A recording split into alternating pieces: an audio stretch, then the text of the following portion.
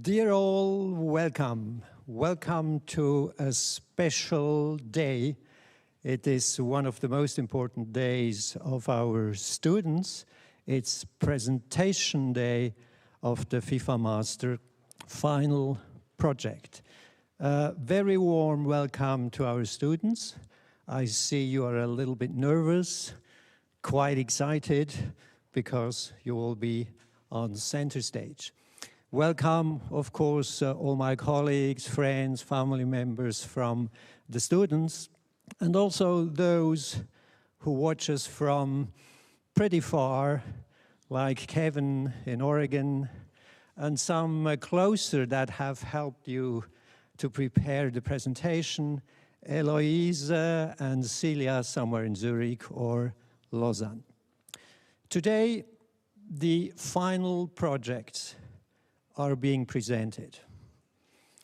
Well, the final project is called final because today is the end. But in order to have an end, you must get started somewhere. And they started in September. The final project is not something that you just do at the very end, besides all the other things that you have to do. The final project is something that accompanies our students from the very beginning. Already in the first week when they arrive in Leicester, they don't know one another yet. They are formed into groups and they are asked to find a common denominator, to find a subject. Then they try to make a first draft and present this draft to the scientific committee in December. They get some comments, and then they go to Bocconi. In Bocconi, they start thinking about, more specifically, about this program. They're looking for data that they could use. They are trying to have some basis for hypotheses that they can verify. And all of a sudden, as time goes on, they come here to Neuchâtel with a new topic law, and always still at the back of your mind and their mind, the project. And they are, until today, always somehow confronted with this project. They have invested hundreds of hours, and we have the pleasure today to hear them. Each of these groups, they did their way. Just a little bit like Frank Sinatra in his big song, My Way. But you didn't just like he does. He says that he faces the final curtain. You are not facing the final curtain, but the final presentation. And this presentation is actually not the end, it's the beginning. It's the beginning of a next step, because this program will open you doors and windows to the world. Having said this, without any further ado, because it's nicer to be ahead of schedule than behind, I invite Group 1 to come on the stage. And in order to take a little bit pressure off them, just come, and while you are getting installed here, quietly, taking still a few deep breaths, I'm just telling you how these presentations are conducted. There will be 15 minutes for the presentation. Each member of the group will speak. Afterwards, we will have 15 minutes questions. Questions asked by the supervisor first, also by the public, so anybody who has an interest in a topic and wants to ask a question has this opportunity. So it's about 1:05 or something like this. If Group 1 is ready, I am ready. The floor is yours.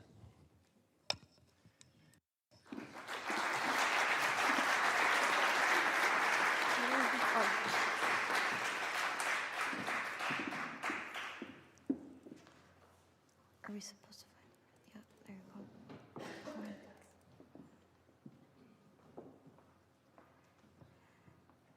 Is it not a PowerPoint? Slowly go. Let's go. Is it not a PowerPoint? There we go.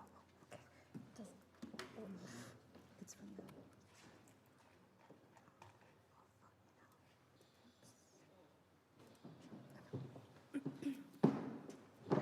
Is it? Let's see if the clicker works first. Check it.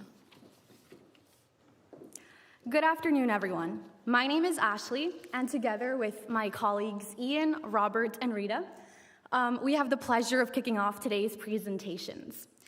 Our research topic is called Built for the World Stage: Insights into the Developmental Profiles of the 21st Century FIFA World Cup Quarterfinalists. Every so often, football gives us a career that seems to defy time itself. Lionel Messi, a player that probably needs no introduction. He joined FC Barcelona at only 13 years old.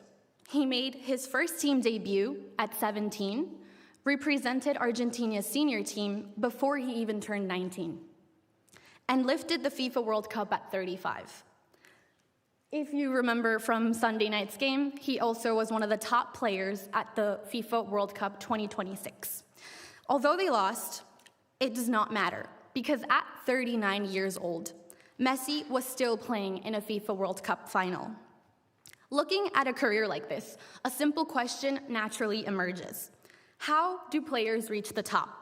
That became the starting point of our research. This Messi story is extraordinary, but is there a pattern behind hundreds of other elite player careers? This is what our research is set out to explore. Football invests billions every year in player development, whether that's academies, youth national teams, international transfers, developmental loans. Yet almost no one has looked at these players, what they all have in common. Most researchers look at one country, one tournament, or one factor at a time. So we decided to look at the bigger and fuller picture. We looked into 710 World Cup quarterfinalists, all who've played a minimum of 60 minutes into the knockout stages. They represented 24 different countries across 6 World Cups in a span of over 20 years. So how we did this, you may ask? To study entire football careers, we reconstructed each player's journey step by step. We identified where they developed, the club that helped shape them, when they turned professional, if and when they moved abroad and to Europe, and finally, how long their professional career lasted. By following every career chronologically, we were able to identify recurring developmental patterns among elite players. And once we started looking at the whole picture, we realized we were actually asking 2 different questions. Elite success was not just one outcome. It's 2 different challenges. Players may reach senior national teams first or their first division first, but nothing is expected to last long. So what makes a player rise fast? And what makes a player last? We identified factors linked to accelerating elite integration, career longevity, and in some cases, both. So here's how we're gonna walk you through it. First, Rita will explain relative age effects and accelerated elite integration, which will help us understand why players reach elite football faster than others. Then Rob will present our findings on elite continuity, exploring what helps players have longer careers, and how developmental pathways have evolved across World Cups. And finally, Ian will conclude with our takeaways and findings and what they mean for clubs, national federations, and governing bodies. So Rita, the floor is yours.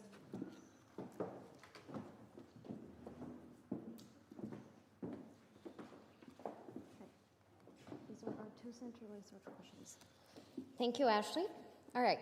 One of the biases shaping early talent identification is a phenomenon called relative age effect, as Ashley just alluded to.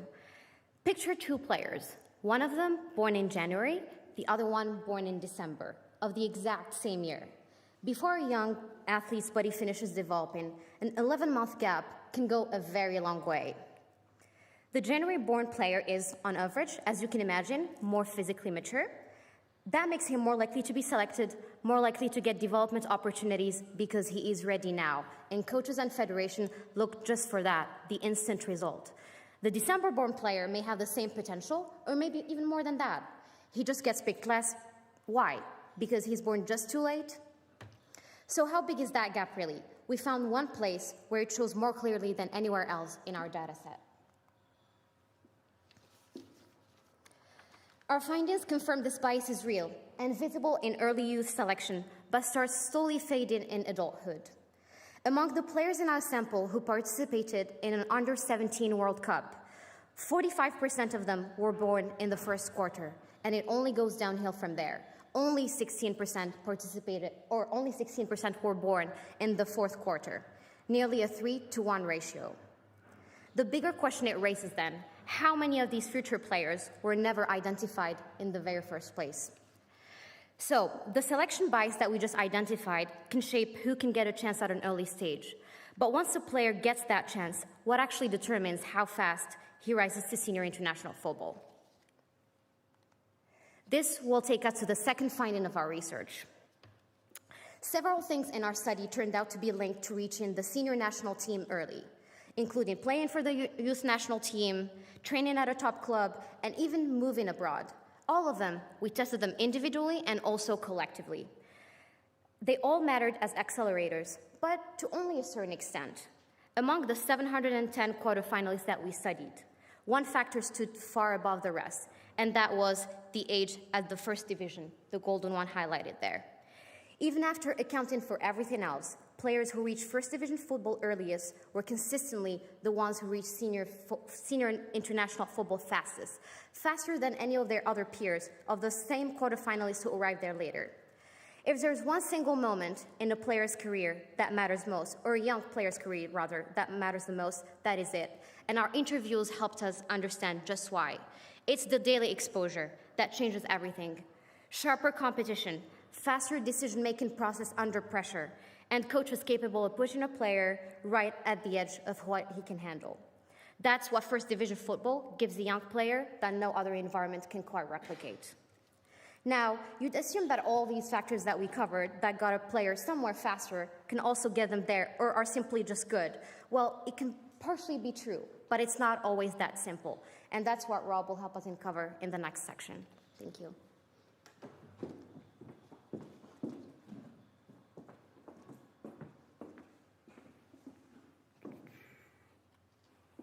Thank you, Rita. We now turn to career longevity. So, in other words, what helps a career last over time? So for this part of analysis, we focus exclusively on retired players, so a sample of 453 players, so that we could analyze the full extent of the career.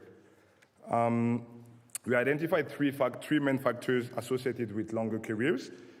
The first is age at first division debut that Rita just described. An earlier first division debut was not only strongly associated with faster elite integration, but also with greater club career continuity. In other words, players who reached the first division earlier tending to enjoy longer club careers. The second factor is participation in youth national teams.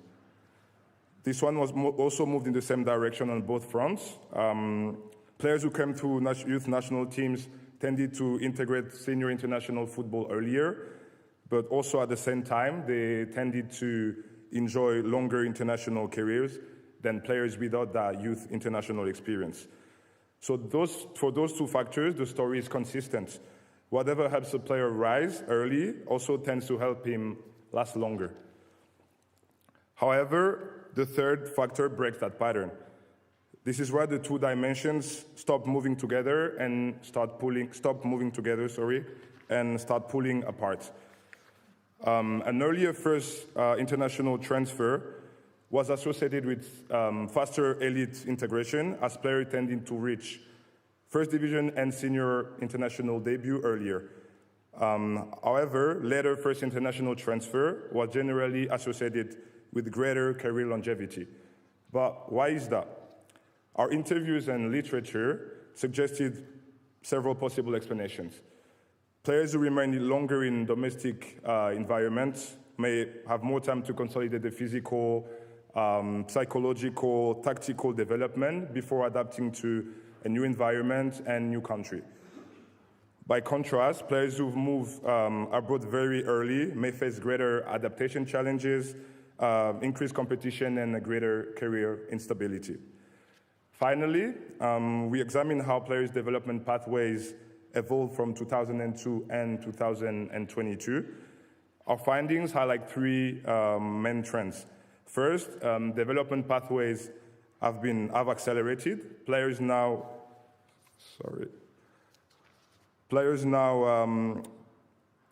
make their first division debut at younger age compared to earlier periods. Second, the pathways have become more international. Players completed their first international transfer almost 3 years before compared to the early 2000s. This acceleration may be explained by multiple things like globalization of the football labor markets, the expansion of international talent scouting, and the growing competition of clubs to acquire the best young talents. Third, development pathways have also become more structured. A greater proportion of players are now involved in youth international setups and trained in elite academy environments before reaching senior football. This suggests that the talent identification and the player development systems have become more organized and more formalized. We also observed something very interesting, that the proportion of players completing a loan before the age of 23 has more than doubled over the past 20 years. That went from 19% to 42% between 2002 and 2022. One possible explanation is the expansion of the professional squads and the increasing competition for first-team places. As a result, loans have become a more common mechanism for young players to access regular competitive minutes and in order to continue their development. I will now hand over to Ian, who will walk you through the takeaways of this presentation and who will conclude. Thank you.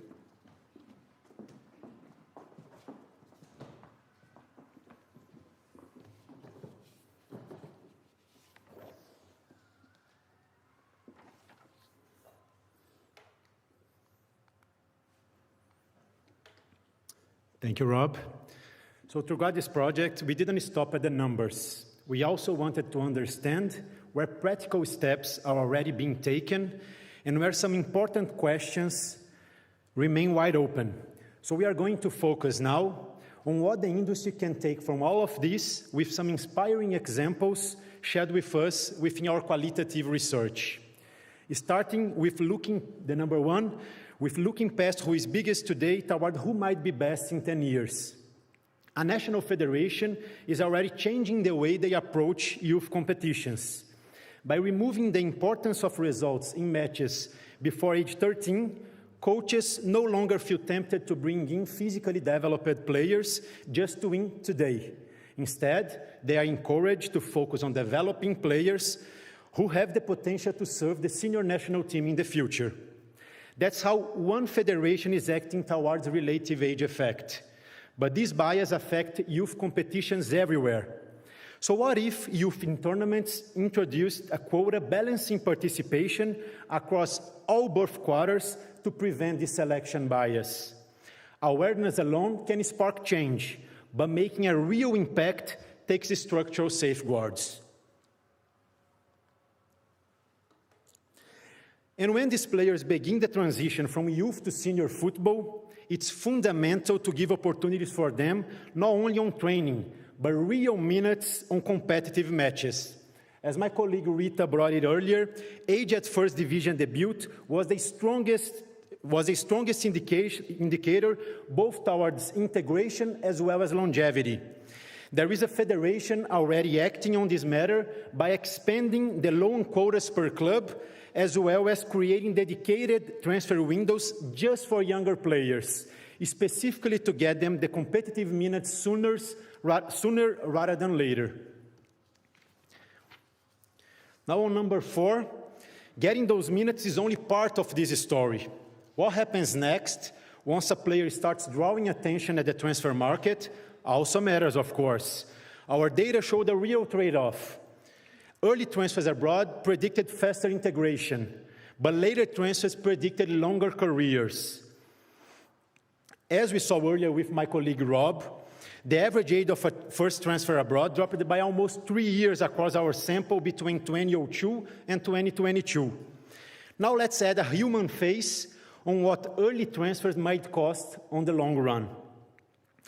Picture a young player who grew up in a real financial hardship and transfers abroad at the age of 18. His salary jumps immediately.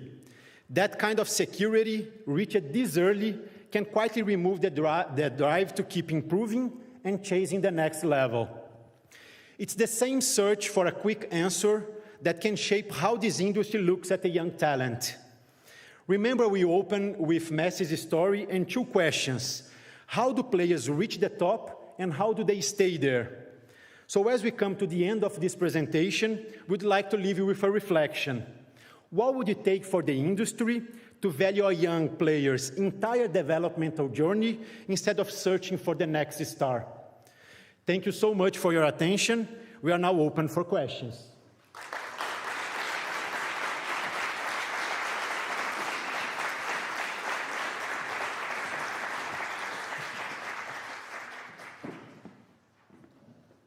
Thank you very much, Ashley, Rita, Rob, and Ian. It's now time to have questions, 15 minutes.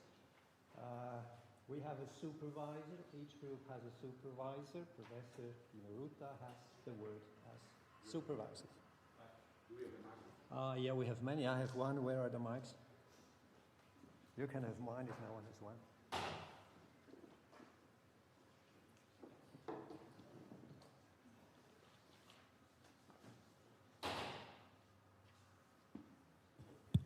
Yes. Good afternoon. First of all, congratulations for the presentation and also for the research. My question is more about what maybe was not in the presentation. Maybe you may highlight a bit to the audience, because building a unique data set has been difficult. And that's also I remember the challenges in how to create this sample. If you may explain to the audience a little bit more all the statistical analysis that you made, because you know we saw many boxes, but you also went through a very important part in terms of decisions, analysis, multicollinearity of certain players in order to explain the career. I think that part will also add another important piece to your presentation.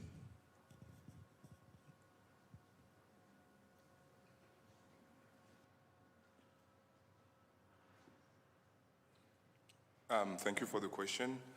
Yes, indeed, the data collection and some of the decisions that we made in order to come up with the best way to make that study were really difficult, a challenge.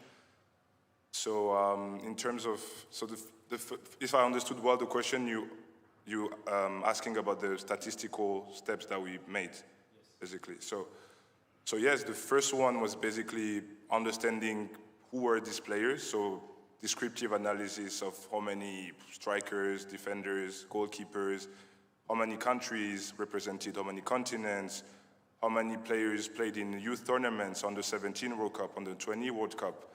That was just the overall first understanding what we had in our data. And then after we had that, and our goal was to identify trends between those players what age did they start? Is it late? Is it early?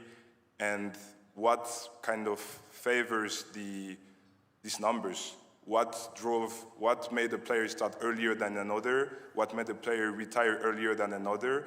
So at that point that we conducted statistical analysis.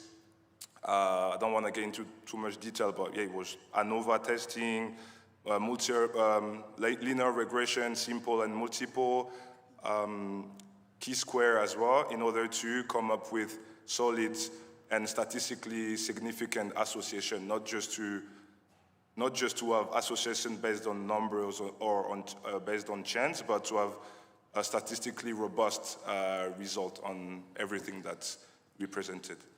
How did you test for a multicollinearity? Because you had Messi more than once, right?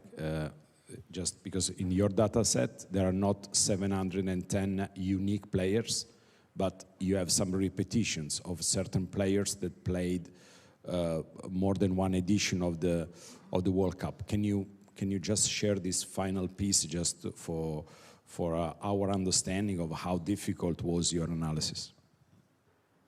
So the data set that had the 710 players were actually unique. What we captured at first is a data set of about 1,100 players who participated throughout who reached the quarterfinal throughout the 6th edition that we have studied. Then the next refinement to that data set was identifying the unique set from these 1,100 of 950, so that we were tracking one player only once throughout their entire journey. So from that 950 players that then we identified, we only selected the ones that had the meaningful contribution to their national team success. Per our metrics, it was playing at least 60 minutes of their entire team's tournament. And that got us to the 710 that we highlighted in the numbers here, which was our final set that we conducted with the entire statistical analysis that Rob just mentioned. Thank you. Next question, anybody who has... Yes, please, James, Panther. Hello, you can hear me. My question, there's often a lot of research that says certain club academies disproportionately produce more elite level players that are playing, in Europe and the world than other academy development structures. So I just wondered if you'd looked, I think Ajax, they frequently are quite high in these sort of lists. Have you looked at those academies to see if they were doing something in particular that was helping players in their development journey to be more successful? Yeah, we had a sample. Ajax was the most prominent club involved in our sample, not only with Dutch internationals, but also from all around the world. And we conduct the qualitative research with Ajax Academy manager, was one of our interviewees.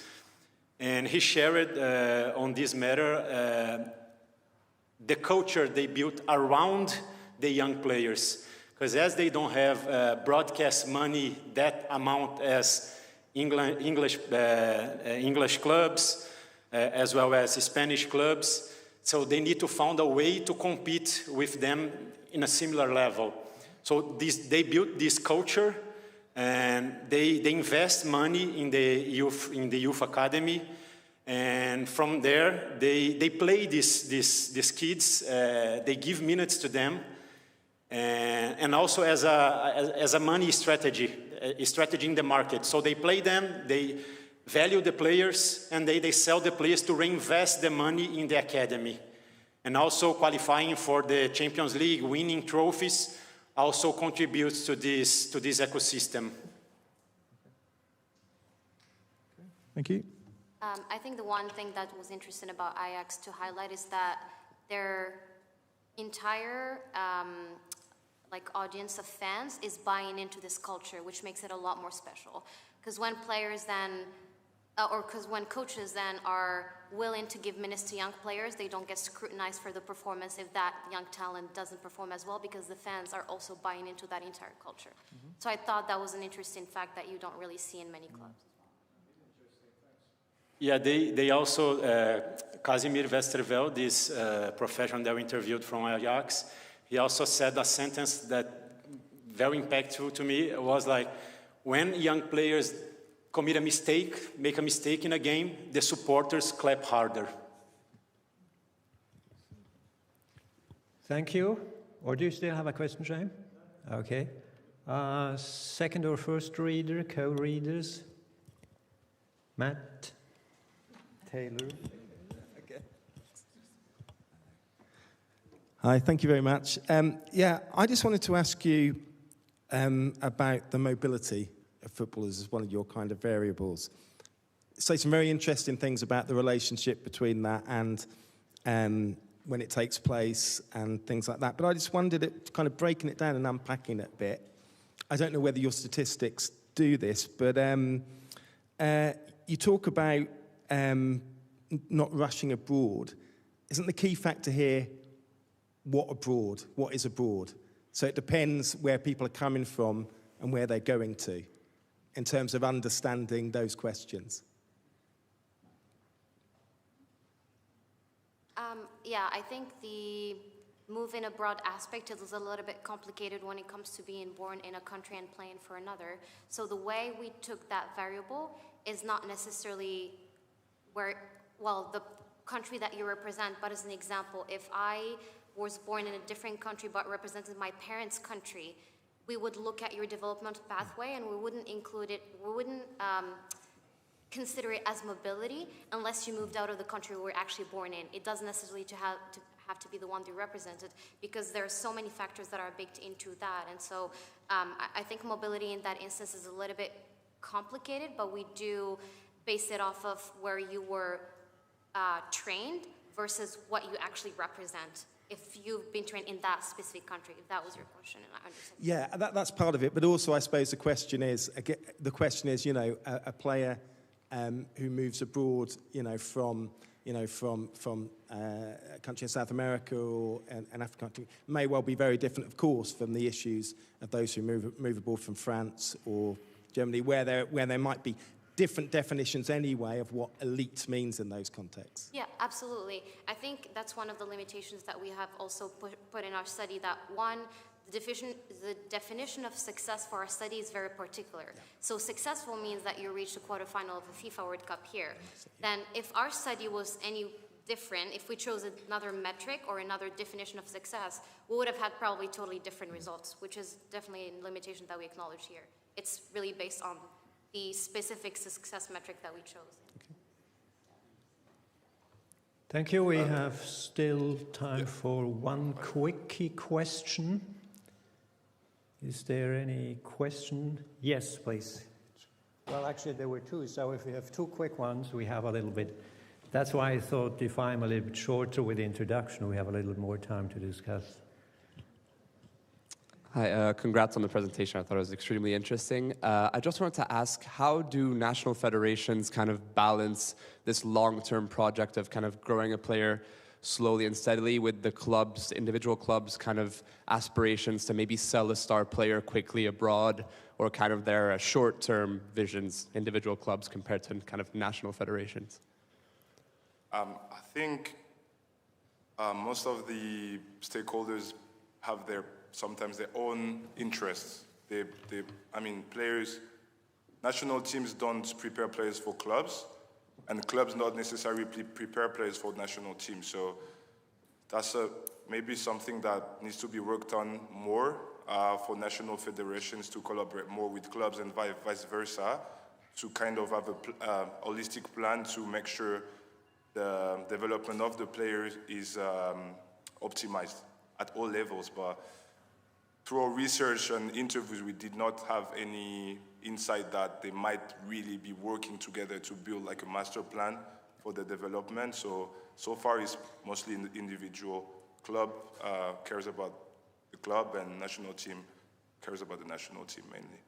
But from our qualitative research, we also interviewed the national technical director of the Portuguese National Federation.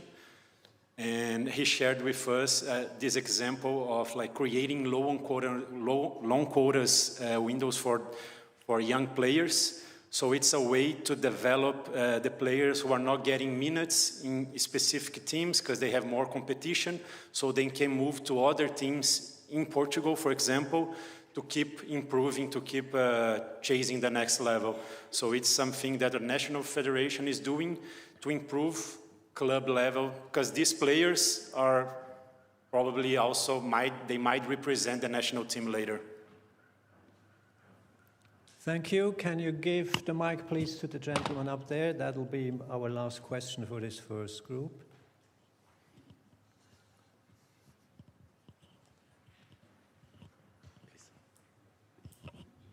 Congratulations, very interesting. On the relative age effect, did you guys, you looked at 6 periods of World Cups, correct? Did you see an evolution over time? Because if you look at this most recent World Cup, I think Q2 is the highest represented age group in the quarterfinalists, then Q3 and Q1. And has it evolved over the 6 periods you've looked at? And if so, did you see federations proactively looking to even that out over time?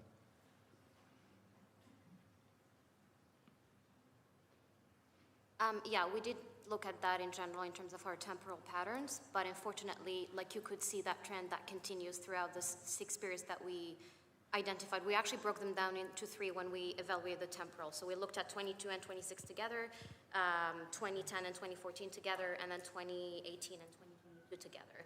And the pattern is still very stable, and that's perhaps why, particularly why our recommendations still say that this is probably the most documented bias in youth selections, yet there's not much that's being done for it because of that instant recognition need from youth national teams need to win, regardless of the fact that this might not translate eventually to people moving into the senior national team. So this very much still exists until now, and there hasn't been much progression throughout the entire time that we studied our project. Okay, thank you. Thank you very much. You are done. Welcome. Great job.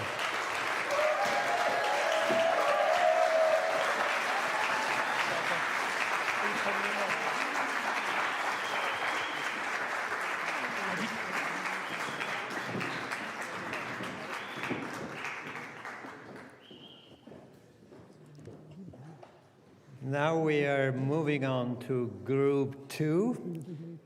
So I invite group 2 to slowly come to the stage, get installed.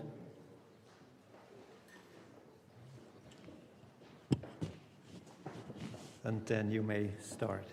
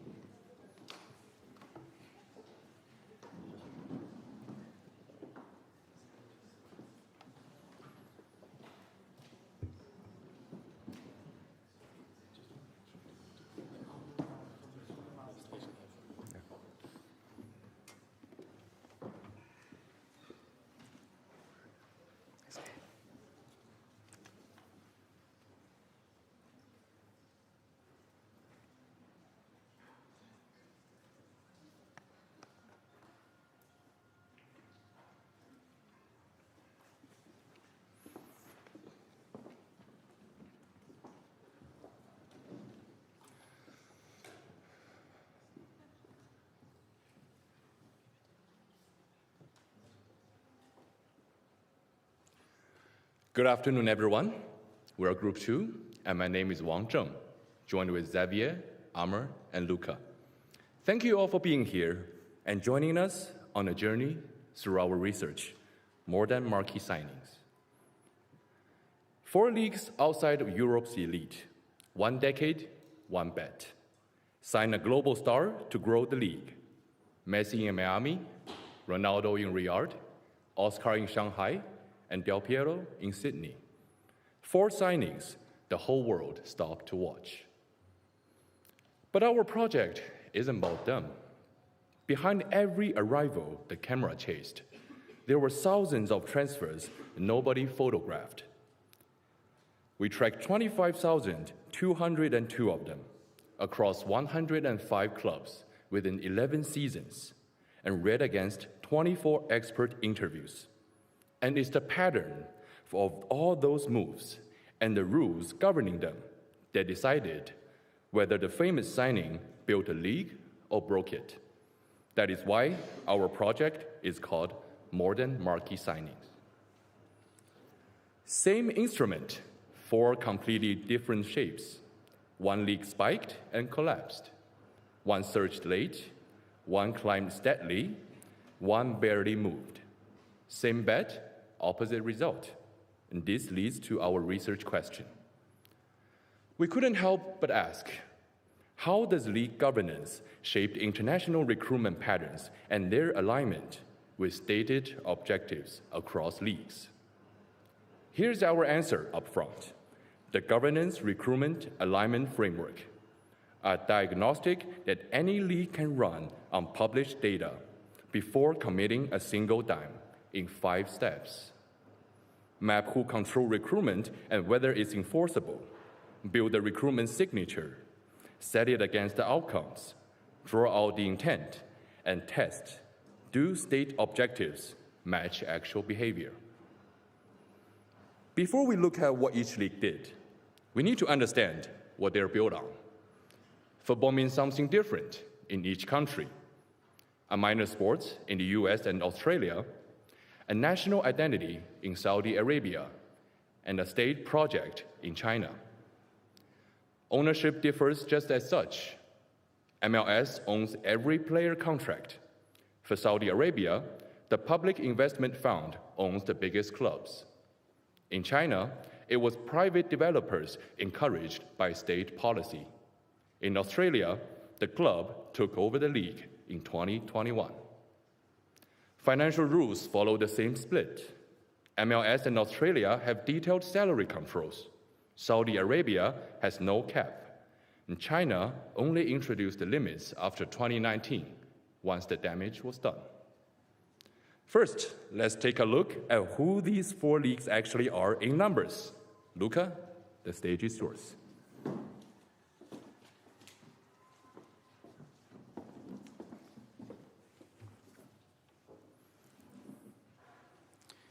Thank you, Kevin. As we dug into the data during our research, clear recruitment signatures emerged. We will highlight 4 that stood out to us. The first pattern is how international the recruitment is, and it splits our 4 leagues into 2 tiers. On average, MLS and SPL recruit the majority of its transfers foreign. MLS over 60% and SPL over 50%. CSL and A-League on the other side sit at only around 30% or a third. But the average hides the behavior, as the graph shows. MLS was steady. SPL, high on average, but volatile. CSL swings the hardest, and the A-League stays relatively low and flat. You can see also on the graph a noticeable dip in 2020 and 2021. This was COVID, not a strategy. The dip was only temporary. All leagues recovered to the normal levels thereafter. The second pattern is where these foreign arrivals come from.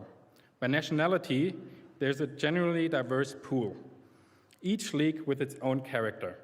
MLS leans on the Americas, SPL on Africa. For CSL, it's a mix between Europeans and Americas. Only the A-League is where most players come from Europe. But looking at the selling club, the picture inverts. The majority of foreign arrivals come from European clubs. It's only the MLS where fewer than 50% of arrivals come from Europe. While all leagues recruit globally, they clearly transact through Europe. Our third pattern is age. The median arrival age, as you can see on the graph, differs broadly between foreign and domestic arrivals. 28 and 29 in SPL and CSL for foreign arrivals, against only 20 for local players. Only MLS has a narrow gap with 24 and 21. But here as well, the median hides the trend. For SPL, for example, just purely looking at 2024, the median arrival age breaks and dropping to just 20. The fourth indicator is how long they stay in the league. Everywhere, the median is about 2 seasons. What differs is how many players are gone within 1 season. As the graph shows, more than half of SPL arrivals are gone within a season. In MLS, it's only a third, the firmest retention rate of our 4 leagues. Together, these 4 patterns give each league a unique signature. So, the numbers tell us what they recruit. The question is whether it actually pays off on the pitch. For this, we used World Cup squad representation as one indicator. How many players from each league are represented in World Cup squads at each tournament? MLS and SPL both reached 50 players by the recent 2026 World Cup, training only Europe's Big Five leagues, but they got there differently. MLS is a steady growth path, while SPL is a steep riser. However, most of its players represented at the World Cup are Saudi nationals playing in their own league. CSL is the opposite. It declines from 8 in 2018 to 1 in 2026. A-League, as with most data points, stayed mostly broadly flat and consistent. Armour will now walk you through what the data couldn't tell us and what the interviews revealed. Thank you.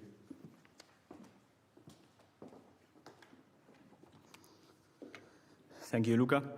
The data tell us what happened, but it cannot tell us why. We spoke to 24 people in the room when those decisions were made, and here is the story behind the pattern. Take MLS. Kevin Garcia from MLS Player Association told us foreign players face a real culture shock.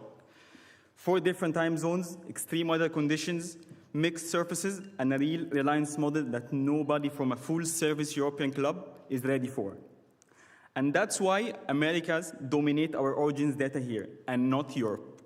A Brazilian or Canadian adapts faster than a European would. So it's not just the player where the player comes from, it's who can sustain the move.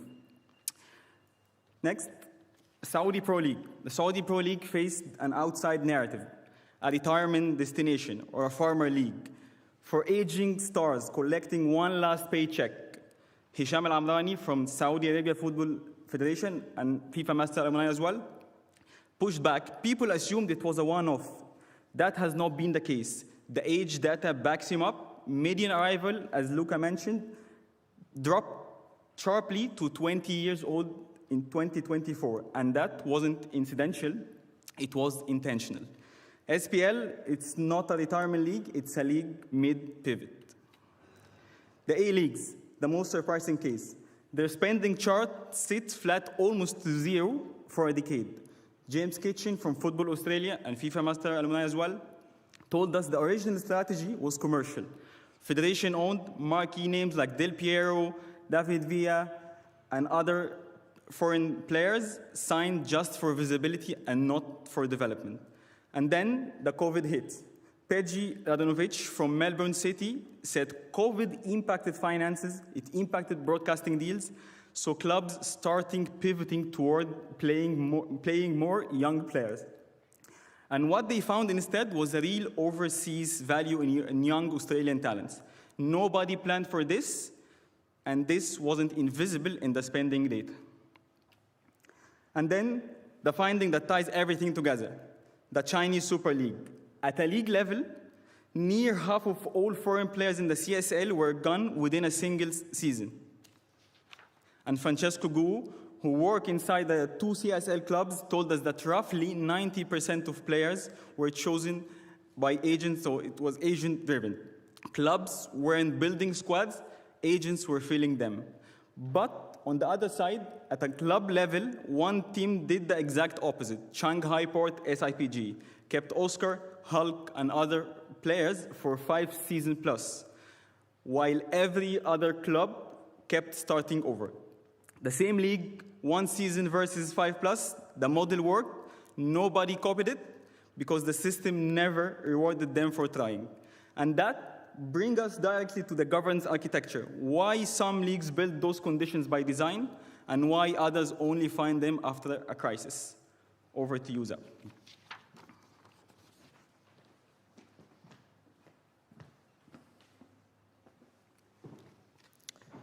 So, take the framework Kevin showed to you earlier about governance architecture and run the 4 leagues through it. They split into 2 very different fates. Where control was genuinely enforceable, leagues pivoted by design. In the MLS, you can't really break a rule because the rules are baked into the contracts the clubs themselves signed. In Saudi, they're statute-backed by the state. So when the league pivoted in 2023, it happened on schedule. Now flip it. Look at the bottom here. In China, the rules change with every policy cycle, so clubs just waited them out. And in Australia, this came through in almost every interview we did, as Amar mentioned. The rules were license conditions, and license conditions get renegotiated the moment owners push back. Nothing actually changed until COVID hit. Overall, none of the 4 leagues cleanly passed all 5 prongs of the governance architecture framework. So, what does this mean? Well, there's 3 implications that follow for any emerging league, and we turn those implications into plays. For each of them, a do and a don't. First, separate your recruitment functions. MLS paid for its stars one way and paid for its young talent another way. China paid for both from the one pot. What happened? Both collapsed together. Secondly, protect domestic players with competition, not comfort. A guaranteed spot plus an unmatchable wage is not development, it's a ceiling. You saw it in the age data, locals at 20, imports at 28, nothing in between. And third, build your governance first and then spend. 21 MLS players at the 2014 World Cup, 50 at the 2026 World Cup. That's the design pathway paying off. So the plays. 1, commercial visibility. The second half of this one matters more than it looks. Tie the ceiling to what the league actually earns, not to what the owner is willing to lose. Saudi spent an extraordinary amount of money, but it was scripted, phases with an objective attached to each one. That's the difference between an investment and a bubble. 2, youth development. Here's a trap. A rule can guarantee a teenager minutes. It can't guarantee he's ready to use them. If he isn't, the crowd learns to distrust him, and the coach learns to resent the rule. Build the ladder first, then legislate. Australia did it in the wrong order, but COVID forced the ladder into existence. 3, national team success. This can be seen as a counterintuitive one. The instinct is to keep your best players at home where you can see them, but a player who never leaves never gets tested, and a league that never sells never earns. Australia found that out by accident. Clubs had to sell to survive, and selling turned into the strategy. 4, club competitiveness. As Amar mentioned, Shanghai Port is the key case here. Oscar at 26, Hulk at 29, for 6 seasons in a league that tore itself up every January. Their technical director told us that stability was their competitive edge, and yet they were the most stable club and no one copied them. And finally, financial sustainability. The last one is really about sequence.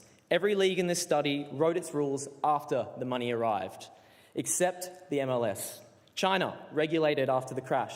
Australia tightened after the broadcast deal fell over, and COVID.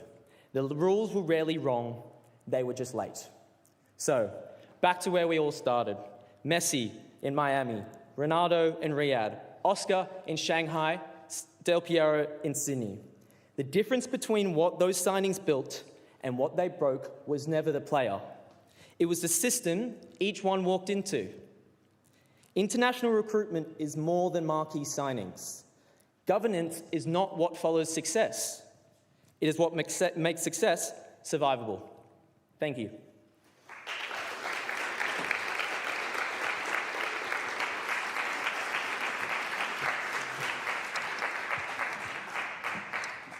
Thank you, Kevin, Luca, Amr, and Xavier. We come to the first question by the supervisor, Professor Malalina. Thank you very much.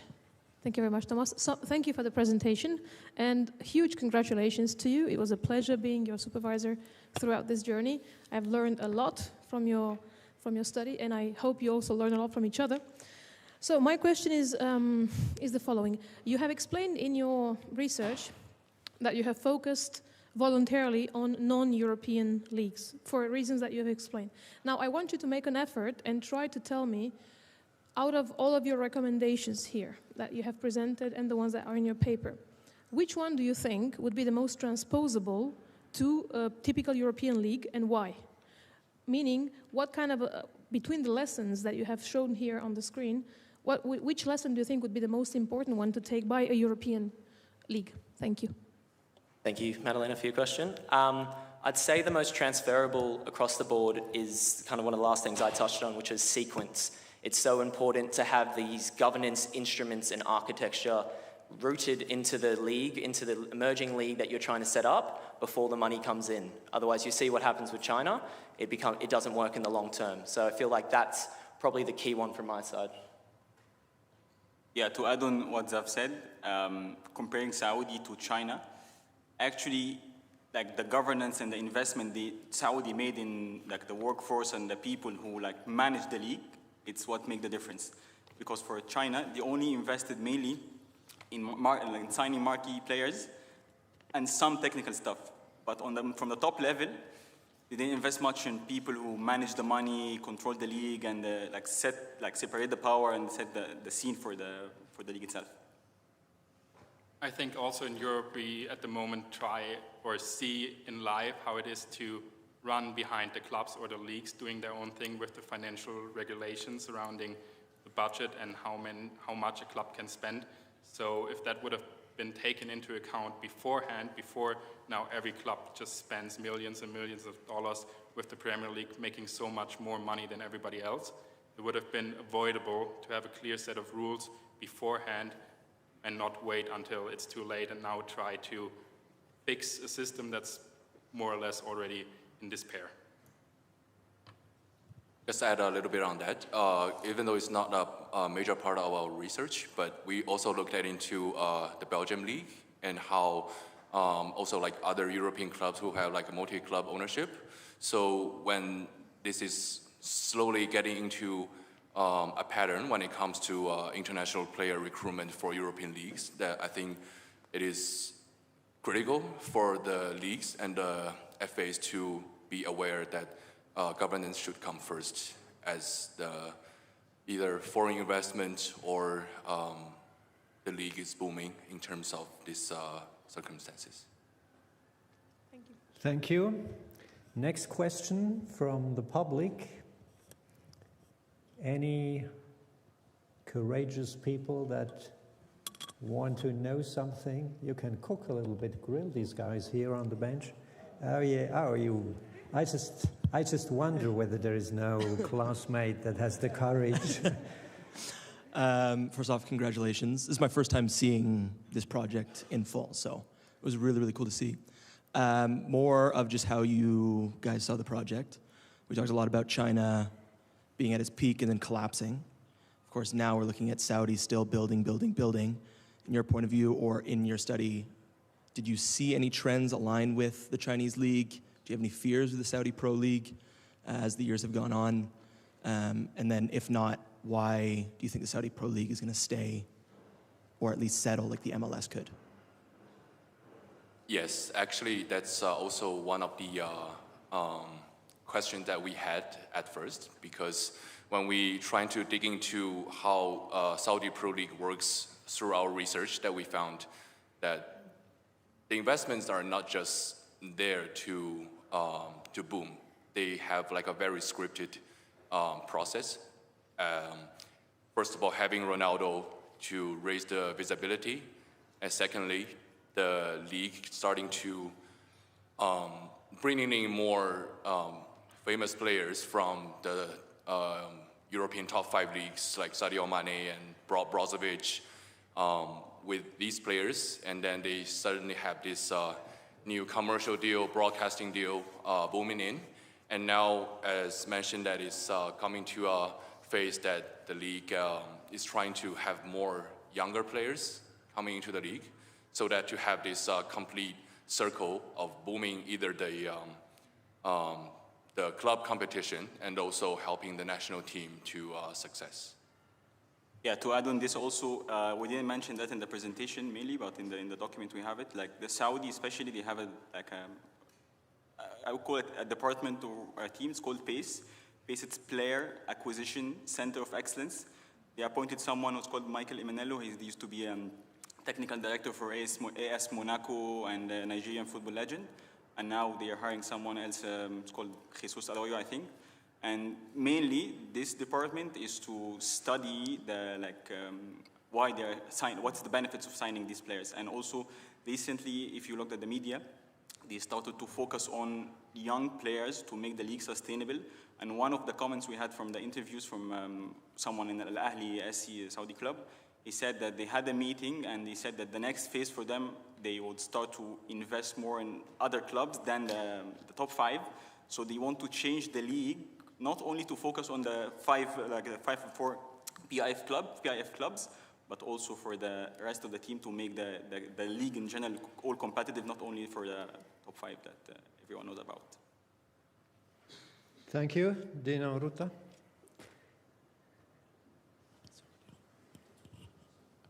Grazie. Thank you very much. I read the paper, and for me the big curiosity is the link that you make from the build and fantastic for the great fantastic data set that you build and the takeaways that you give.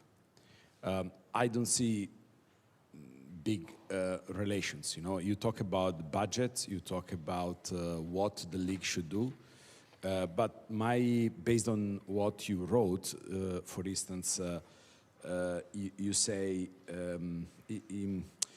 what the league should do. But these 4 leagues, they have 4 different goals. You don't talk about goals that are given at the national level. You talk about the crisis of the Chinese league, but basically there was an input from the national strategy that changed. So it's even outside of the governance.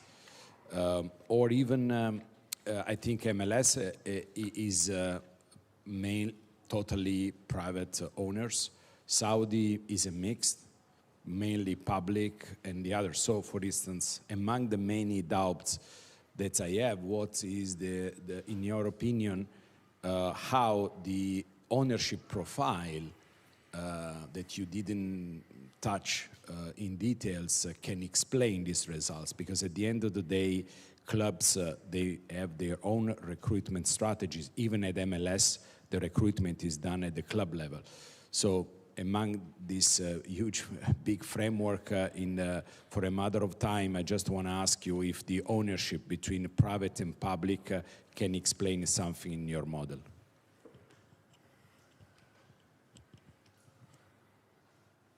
Thank you, Dino, for the question. Yeah, actually, I think taking Saudi and China as a comparison example, I would see Saudi is more driven by the public investment fund, which is actually, we think, is a very critical thing when it comes to governance. When having China with all the private entity, and which shows the regulation sort of like comes after, which shows some more like amateurness in terms of how the Chinese FA has been seeing this problem without any preparation. I'm not sure if we... Yeah, and just to add to that, so we were fortunate enough, post us submitting our report, we were fortunate enough yesterday to speak to former head of professional football at FIFA and former CEO of Football Australia, James Johnson, who echoed some of your thoughts, Dino, just talking about the difference, like with his new role in Canada, talking about a private league, your efficiency when it comes to decision making and so forth is very different because you have very different objectives and you're able to kind of jump through those hoops quicker. And our key recommendations are kind of there to help you depending on the objective of your league. So some leagues will have different sort of objectives, like what he's trying to do in Canada, and that they're trying to compete and they really want to compete with Mexico and USA. But other leagues, emerging leagues in other parts of the world will have different priorities that they could hopefully take some of our recommendations and apply it depending on their objectives. Yeah, so the takeaway is to look at this more from an objective standpoint, because you can have... It's more to look at from the objective that you have, then you may give some guidelines, you know, because if one objective is to become in terms of club's performance is one thing, national team development and players is another goal, being salary cap and being financially sustainable is another goal. I think that part, should be, you know, a way to give guidelines to the leagues. But you cannot compare, you know, all with the same framework. That is a little bit my takeaway for your future. Yeah, that was also something that we definitely saw, that you can't succeed in your strategy if you have too many points you want to serve, you have to prioritize them and rank them in order, and then build your system around what is your priority. And if you then see a shift or a pivot, maybe you also have to shift your objectives and your strategy to reach the point that you want to reach. But if you have too many objectives to reach at the same time, it almost will be certainly set up to fail. You have to rank them clearly before and then build your system depending on what you try to achieve. Thank you very much. 30 minutes are over.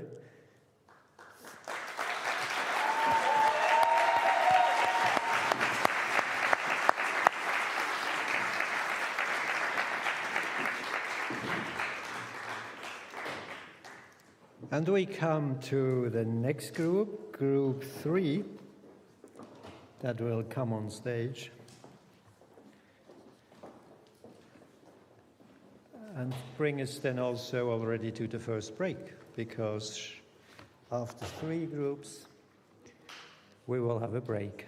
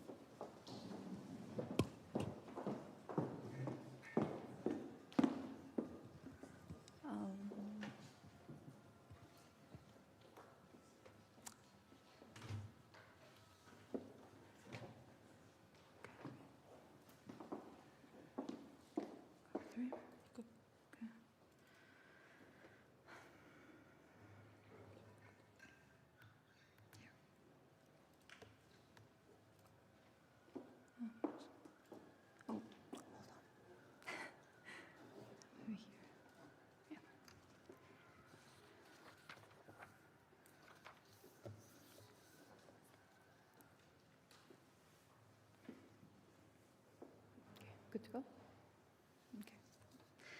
Okay, good afternoon and welcome to our presentation. Thank you to the scientific committee, our teachers, our classmates, professionals from the industry, and of course our friends and families for being here today. We're Group 3, my name is Eliu, and today I am joined by Bianca, Daniel, and Leonie. Imagine that you're watching the final moments of the Paralympic Games.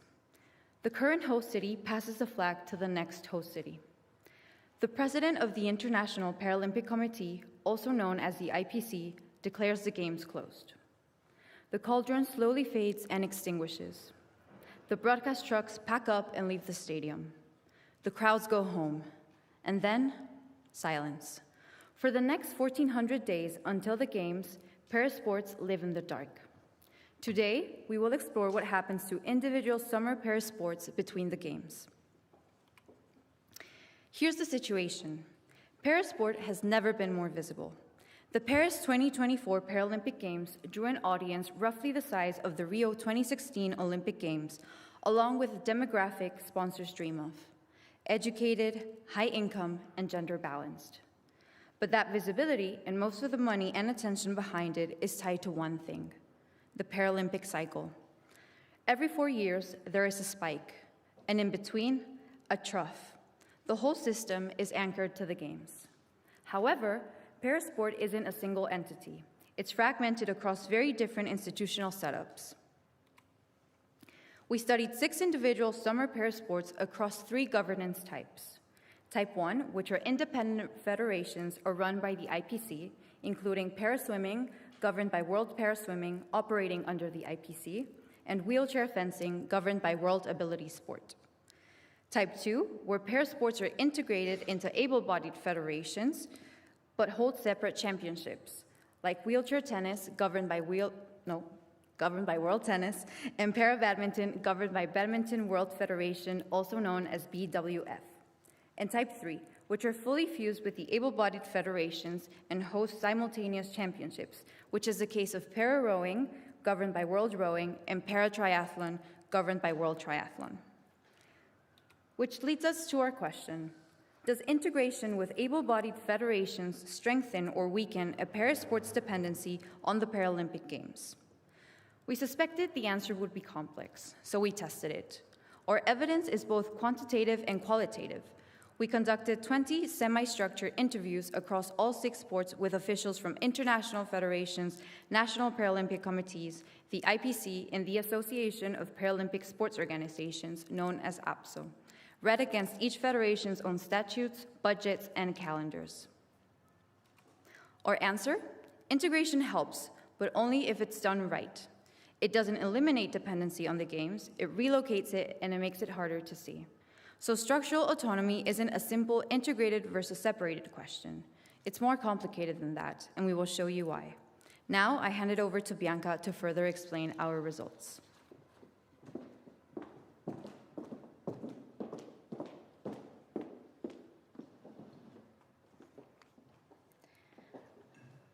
Thanks, Eliu.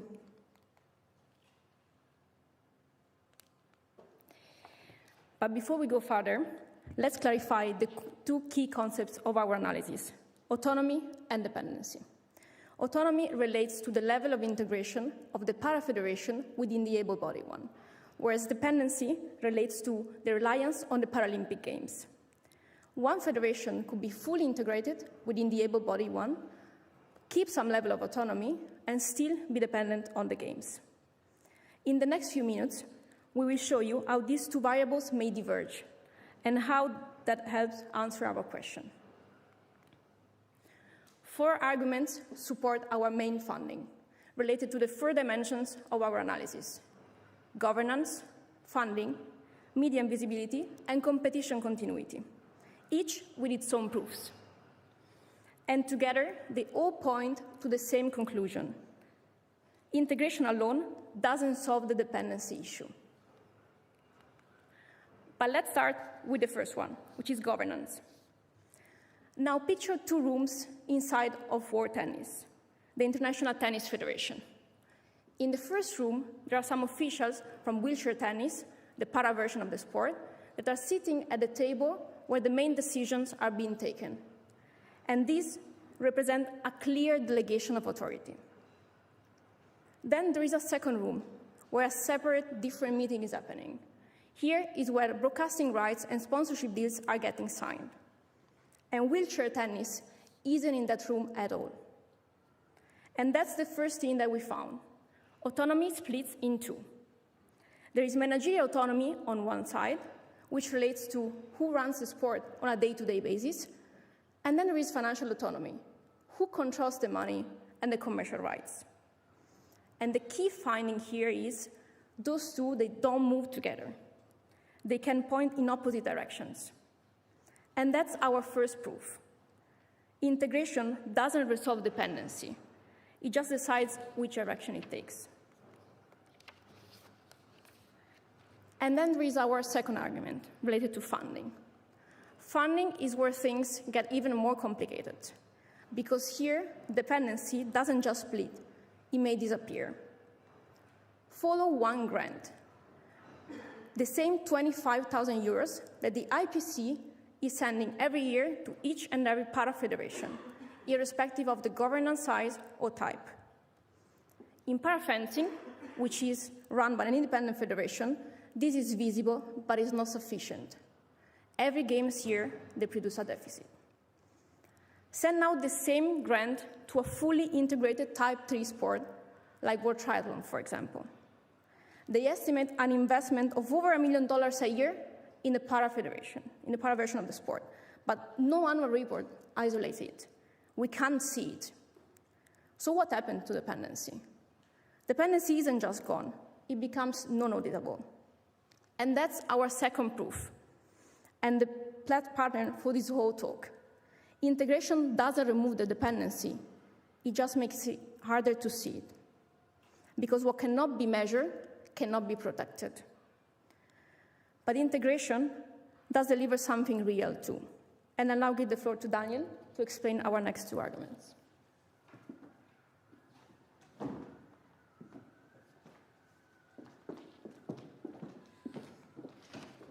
Thanks, Bianca. So far, we have shown the dependency persists, but our findings were entirely negative. Integration does create genuine advantages. The killers of this is institutional power, and we found that in how it operates at two levels. First is within the sport itself. Take para-badminton, for instance. The entire para-badminton fund is funded by the Badminton World Federation's commercial revenue. Therefore, it creates general stability and access to resources that will otherwise be difficult to generate by themselves. Second, within the Paralympic movement, since 2017, World Triathlon had a seat within the IPC governing body. They are one of the few only to have this particular seat. Parasports has been a stronger voice where strategic decisions are made, so they have a voice within the board. So integration clearly delivers something valuable, resources and influence. But those gains only takes us so far, because one challenge remains largely unchanged, that's visibility. The Paralympic game attracts a large and highly valuable audience, yet the attention rarely continues between games editions. So visibility is game-centered. Why is it so? Because federation benefits from the visibility created by the games, but they do not control it. They do not control the broadcast rights, production, and media coverage. All these remain centered around the Paralympic Games rather than the individual federations. This brings us to our final finding. Unlike funding and visibility, competition continuity tells us a very different story. On paper, nearly all the 6 sports we have analyzed, they have a calendar. They have things such as the World Cup, the World Championships, and the qualification events. De jure, calendar exists. At first glance, that suggests continuity. But from our interviews, we found something else. De facto, athletes often can't enter. The real constraint isn't calendar, it's access. For instance, in para-rowing, both World Cups have been cancelled because national federations could not afford to send their athletes. This is for the upcoming Los Angeles 2028 Games. Some regions still lack athlete classification, thus preventing competitors from entering qualification events altogether. So competition continuity behaves differently from the other dimensions we have examined so far. Funding, visibility, and cycle reliance are shaped by governance. Competition continuity depends on whether athletes actually have the resources and opportunities to compete. In other words, a calendar may exist on paper, but competition depends on access. So the pattern is consistent across all 4 dimensions. With that in mind, I'd like to hand over to Leonie, who will discuss our recommendation and what needs to happen beyond integration.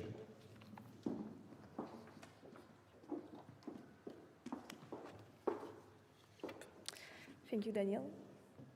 So what follows from all of this? Everything we've shown points to one line. Integration is necessary, but not sufficient. On its own, it relocates dependency.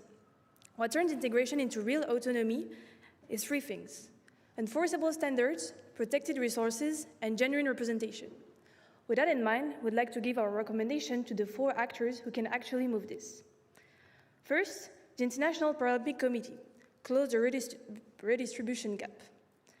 It has understandable reasons to centralize the commercial value of the games. Roughly half of its revenue is games-related, according to their annual reports. But our findings showed that almost none of it flows back to the federations that actually produce the sports. The clearest lever would be a transparent mechanism that redistributes some of that values and cushions that the off-games years, where the pressure is the highest. And where the IPC encourages integration, it can ask in return for a sustainability plan, so integration becomes a general decision and not just a deadline. Second, the international federations. Here, our message runs to 3 different audiences. To the federations that have already integrated a para-discipline, the priority is now to make this integration real and not just nominal. For a separated para-budget line, so the spending stay visible, through a para-committee with genuine decision-making and not only an advisory role, and a calendar access guaranteed in practice and not only on paper. to the able-bodied federation still deciding whether to bring para in. The case is stronger than it might look. Because, when applicable, para and able-bodied events share the same venues, the same officials, but also the same broadcast production, the marginal cost of adding para is low, while what it brings is substantial. An extra competition property, a growing audience, but also a stronger voice inside the Paralympic movement. To the para-sport weighing whether to join an international established able-bodied federation, integration offers the shared infrastructures, the commercial platform, and the institutional backing a standalone body struggles to build. And there's also a second concrete pool. Affiliating on the Olympic side can unlock Olympic revenue distribution on the scale the IPC simply cannot match. Third, media and sponsors, 2 moves here. For broadcasters, bundle, don't isolate. Parasport sells better next to able-bodied competition and alone. And for sponsors, this audience, growing, educated, higher income, and gender balanced, makes para look less like a cause to support and more like an early mover opportunity in a growing market. Finally, policymakers and national founders break the quadrennial coupling. When 90% of a program's public funding, like in aquatics GB, is tied to game performance every 4 years, one bad result can destabilize an entire sport. Losing that coupling, even partly, would let federations build steadily across the cycle instead of lurching from one games to the next one. Let me close where we started. The flame gets extinguished. The trucks leave. The dependency doesn't. But our answer isn't that integration fails. It generally transfers resources, knowledge, and voice. So integration can work, but only with enforceable standards, protected resources, and genuine representation. Without them, a sport is absorbed but not developed, and the dependency just moves somewhere else, somewhere where it's harder to see. After Paris, after the flame, the real question isn't whether these sports survive the 1400 days before Los Angeles. It's whether, once they're integrated, anyone can still see the risk. Because what cannot be measured cannot be protected. Thank you for your attention, and we're now open to questions.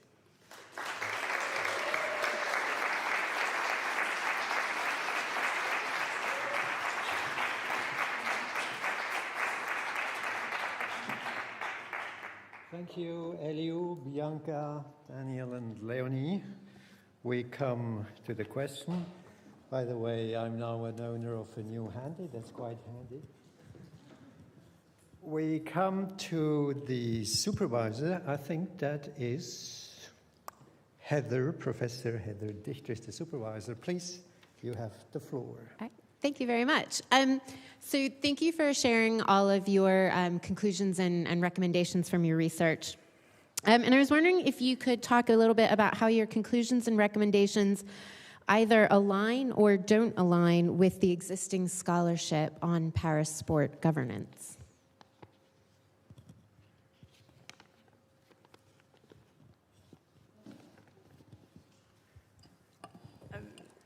So if I get your questions about like the fundings that Paralympic can already have?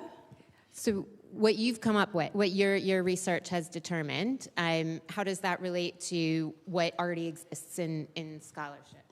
You know, does it align with the kind of ideas that other scholars have written about? Is it not align with it? Completely different? I think the first thing is that we chose a subject where there was not that many that had been written, so there was not that many conclusions on the subject we choose. So most of the research, we did it and like found stuff that we couldn't find in other papers. So most of it, I think, are pretty new. What we saw from the papers that were there before and also from the interviews we got is that the point of view of the different actors could really change from one to another. But what we try to do, the recommendations we try to do, and the conclusion we try to make are the ones that are the most aligned with what we found. We didn't find that in any specific scholarship, so we try to build it from scratch.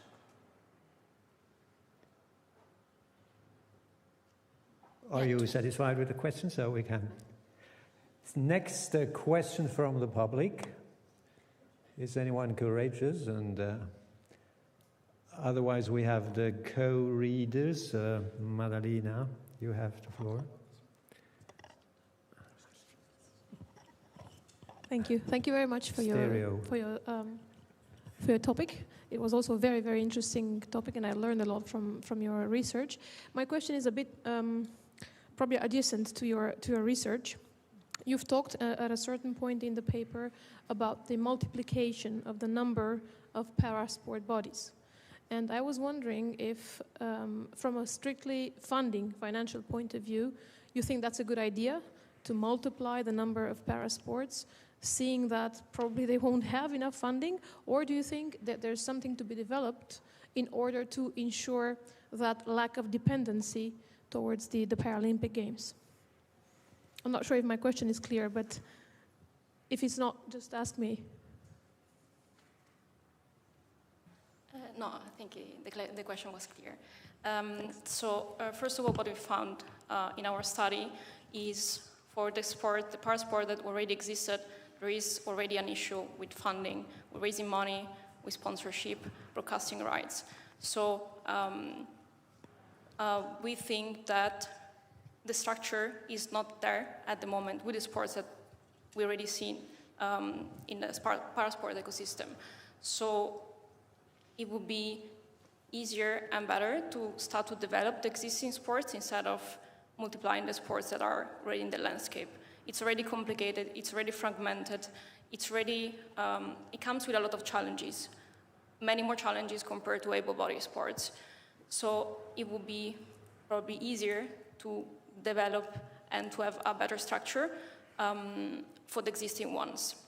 And better structure doesn't mean only integration, and that's the main result of our study, because what we are suggesting is integration alone is not sufficient. So the answer, even to raise more money and to raise more funds, is not to have the parasports integrated within the able-bodied federation.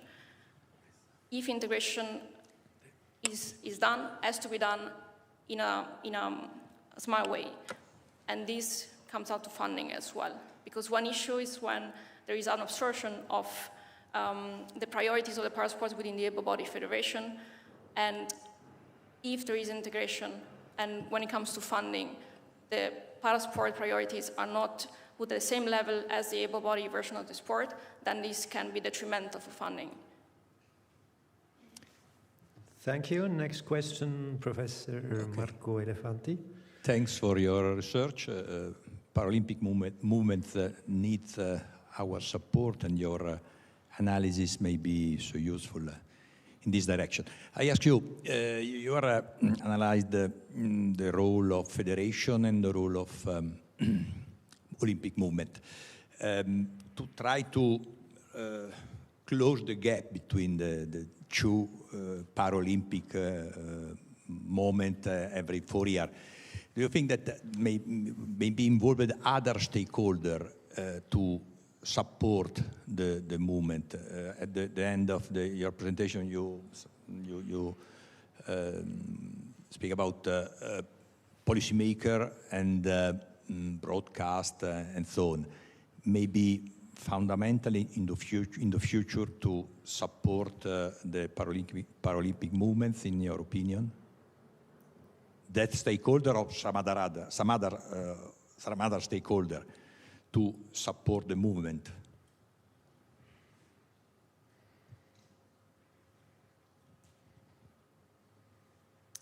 Hi, thank you for your question. So I would like to speak about broadcasting, because we think that is a pillar that's really lacking within the Paralympic movement. From our research, we found that a lot of the times the content doesn't really depend on the federation itself or even the IPC.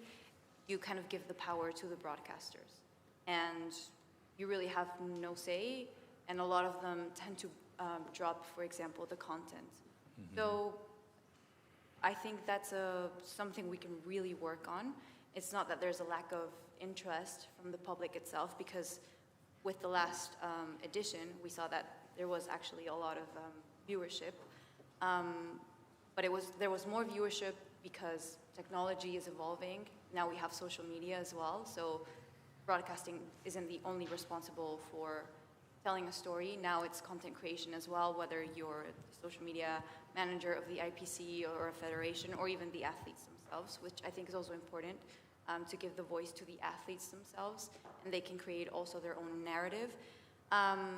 There's a lot of complications in terms of like the broadcasting deals that they do, and a lot of the times we understood that a lot of them come in packages. So if you have the Olympic Games, you also have the Paralympic Games, but a lot of them drop some of the disciplines, especially the ones that maybe are not the most popular, and then it's just a vicious cycle of no viewership at all.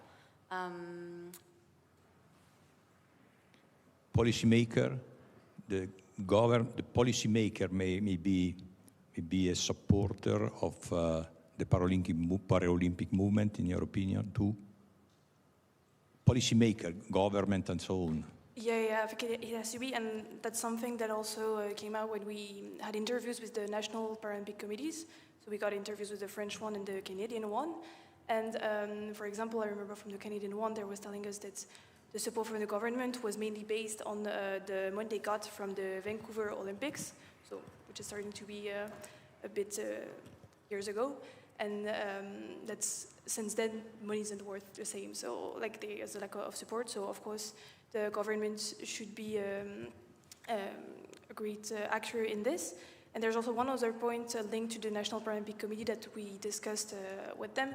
Is also the fusion between the Olympic committees and Paralympic committees in countries, which is something that happens more and more. Like the Belgian one just fusioned like a few weeks ago. And this also helps support, because it gives them a biggest voice towards the government, like from what they ask from fundings and everything. So this is also a way to get more support for the government. But yeah, the government has to be a biggest supporter of Paralympics sport in general, but mostly at the level of countries to develop the sports within the countries and not necessarily at the level of international federations, because like out of the 6 we studied, more of them were based here in Switzerland. So it would be complicated to involve the government that, but at the level of countries, government should be a bigger supporter for the Paralympic sports. Thanks. Yeah, to add on that quickly, as Leonie said, government funding is really like key, and it's more important like for para sports than for able-bodied sport. That really like live on that. Very important is that what can work in a country maybe doesn't work for another one. So it's really important that the government funding and the governance set priorities that are really tied to each country and their peculiarities as well. Okay, thanks. Thank you very much. Last question from the gentleman up there. Please just hand on the mic. Hi, thank you. And I was really pleased to hear that the ratings of para games in the last games equaled that of the games in Rio. So it shows that the interest is there. The IOC went through the same problem in terms of darkness for years. I think Thomas Bach championed the Olympic channel for 20 plus years before it became a reality. The reasoning for that is that broadcast partners aren't willing to take the risk on a number of sports in between games. Is that something that the IPC is looking at in terms of, when you talk about integration, integrating with the Olympic channel that now has several local channels in different countries to provide that exposure between games, knowing that there's now a demand?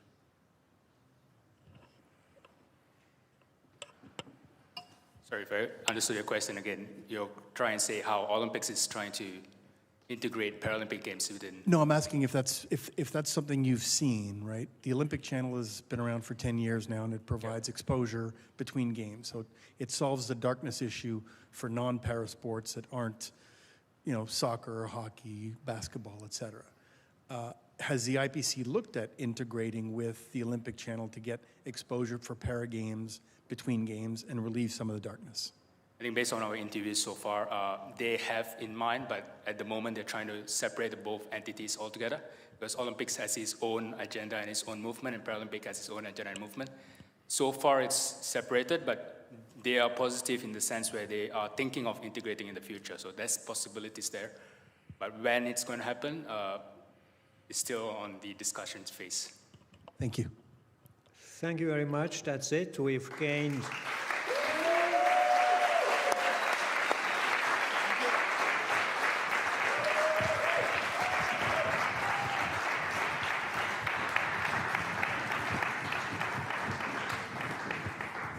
I still have an iPhone to sell. We have now right to a pause, a break, 10 minutes more than actually planned, but we used the time to try to air a little bit the room because we had to close the door back here because of the noise. So we have something like 25 minutes until exactly 3 o'clock when we will take up the discussion with Group 4. Enjoy your break. Wait.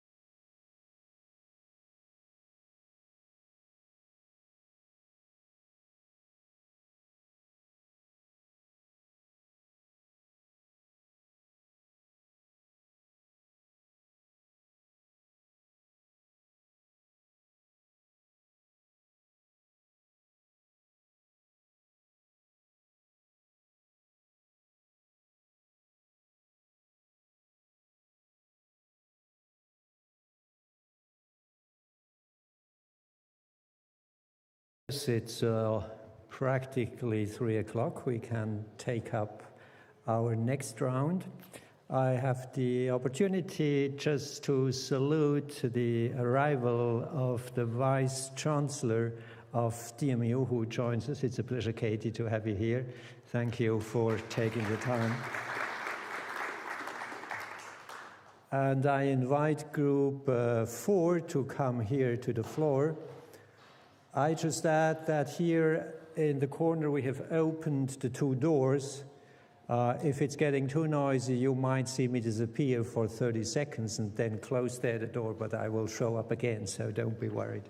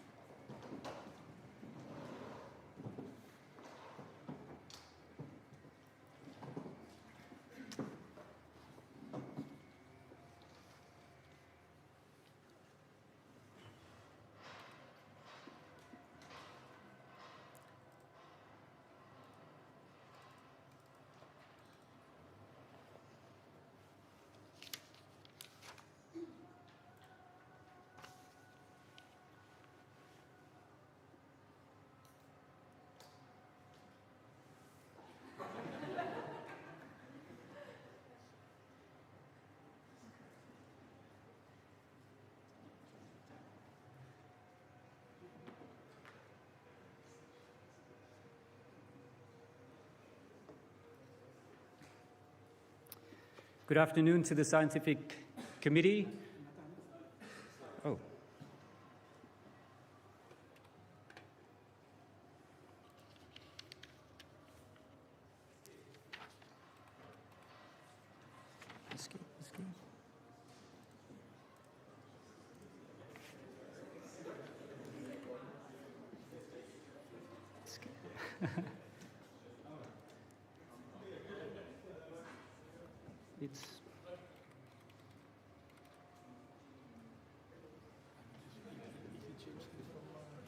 Well, this morning in the scientific committee we were discussing about cyber attacks, and we just tried to engage the risk. How high is it that we are attacked?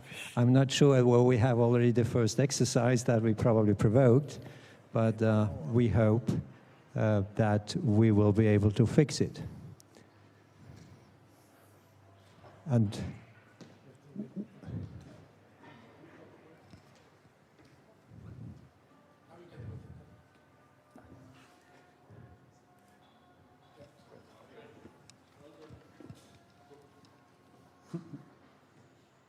Take 2. Good afternoon to the Scientific Committee, our invited guests, friends and families, and of course our FIFA Master 26th edition. I'm Nathaniel Apani from Papua New Guinea and the United States. With me is Jalte Sayer from Liberia and Martin Marichal of France. Together we are Group 4, and this is From the Pitch to the Next Chapter.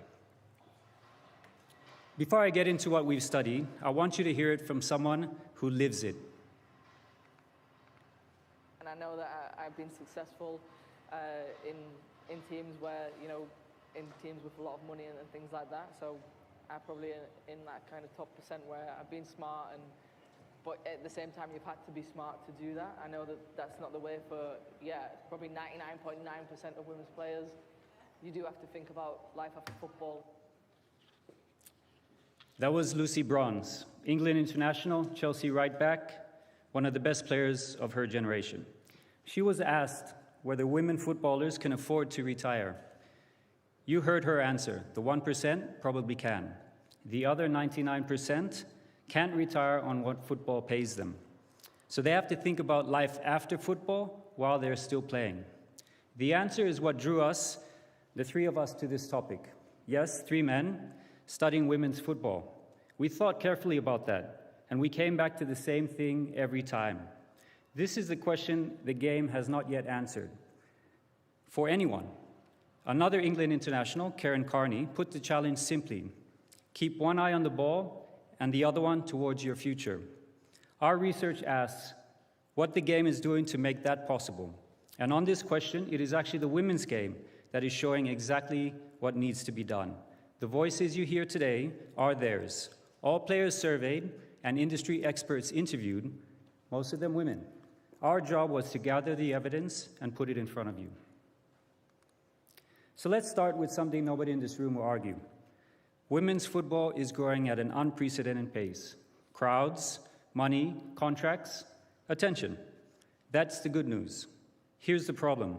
The systems that prepare players for life beyond the game have not kept pace.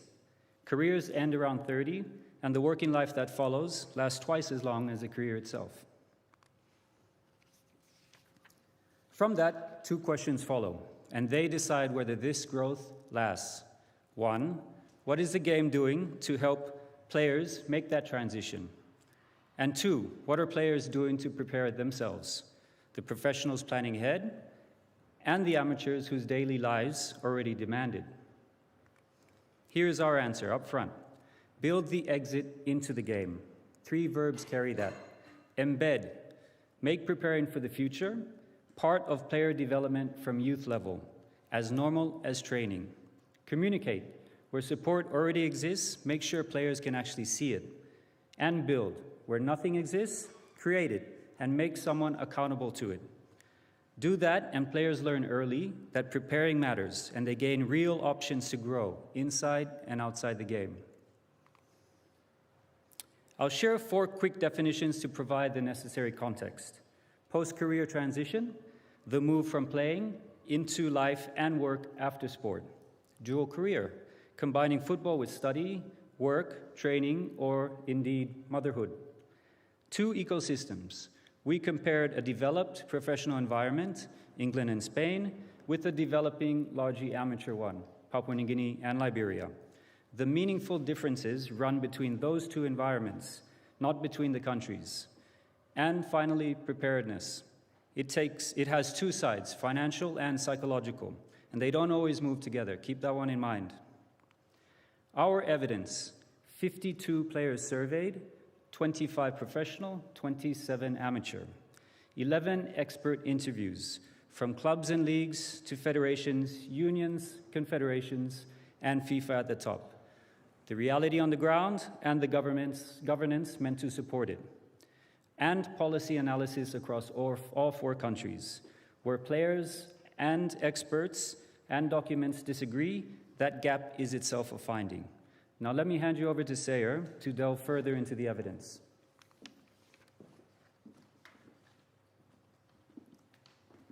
Thank you, Nathan.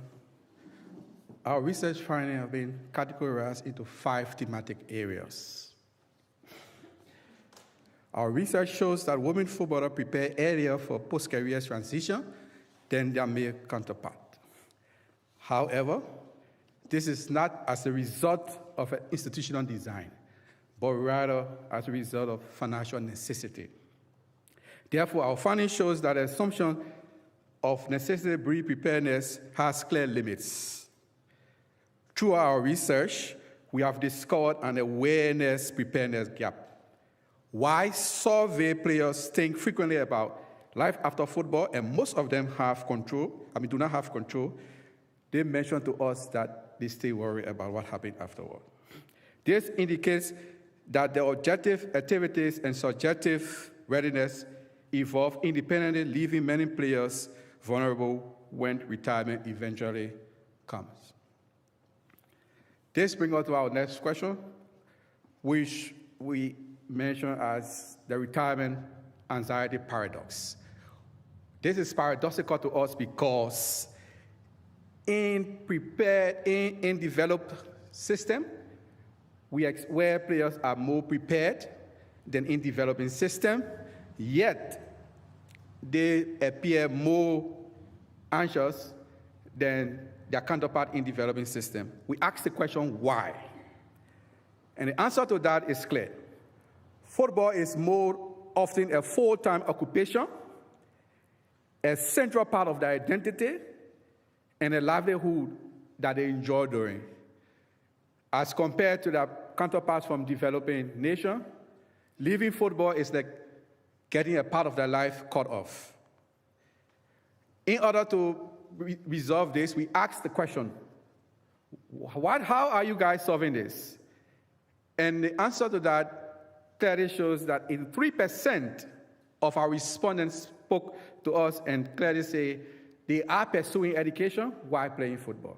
And 88%, on the other hand, explained to us that they could encourage the younger generation to prepare earlier in their profession.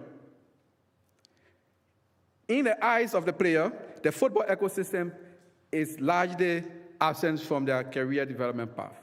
Most actors in the football ecosystem recognize this as a problem, yet no one is taking control of it. Everyone is blaming each other, and at the end of the day, it ends up on the lap of the players themselves.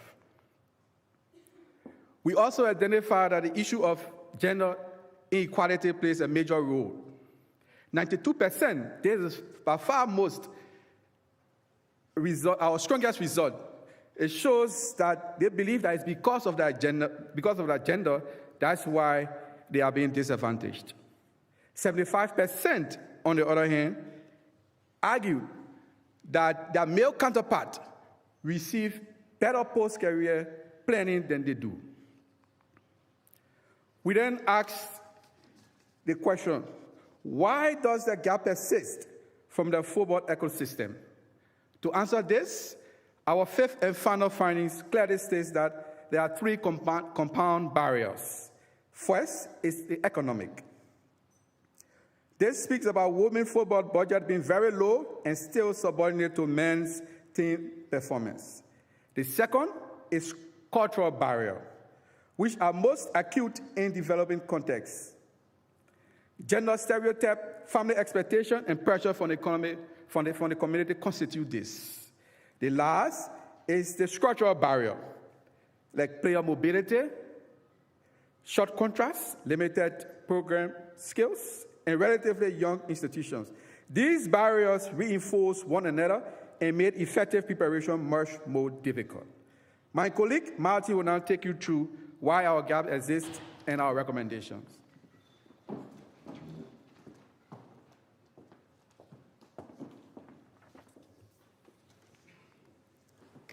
While it is clear that there is a gap in the institutional support provided to players in both ecosystems, it fails in two distinct ways. In the developed ecosystem, it is a failure of communication. Career assistance programs, union services, education pathways, they exist, but they are fragmented, under-publicized, and effectively invisible to the very players they were built for. In the developing ecosystem, it is a failure of absence. There is no intermediate level of support altogether. It simply isn't there. Two failures, two different remedies. In the professional ecosystem, we need to extend and communicate those emerging structures. In the developing ecosystem, we need to build some from nothing. Now, why does this happen? There is a common assumption in the athlete transition literature that divides players into two types: those who transition as strategists and those who don't. The usual assumption is that this is about the individual. Here's what our research shows. That assumption is mostly wrong, or at least it doesn't cover the full picture. Being a strategist isn't only a personality trait. It's not only about who plans ahead and who doesn't. It's also about whether a player's ecosystem gives her anything to be strategic with. You can want to plan. You can think about your life after football every single day. But without the tools, that awareness never converts into a strategy. From this, 5 recommendations follow. First, post-career planning must be embedded into the core athlete development framework, alongside technical, tactical, physical, and psychological development, rather than being positioned as a supplementary service. That means a cultural shift from a footballer-first, person-second identity to a person-first, footballer-second one. Here, the women's game has a unique opportunity to pioneer this more positive, human-centered message. Yet, they should not come at the expense of professional or elite recognitions, since it is the status itself that secures the player the resources, the times, and the institutional privileges needed to prepare for a life after the game. Second, preparation must begin earlier and reach wider. Embedding dual career messaging in youth education, engaging parents, and using the newly regulated agent certification pathway so that transition literacy reaches the player through the advisors they already trust. Third, FIFA should establish a globally accessible hub, a career advisor for football, consolidating for any players at any career stage and for whatever country they are, what support exists and how to access it. Fourth, at league and club level, education support must move from ambition to provision, most notably through more scholarships and through dedicated advisor roles embedded within club structures to track each player's holistic development. Fifth, and finally, developing ecosystems need structural anchors.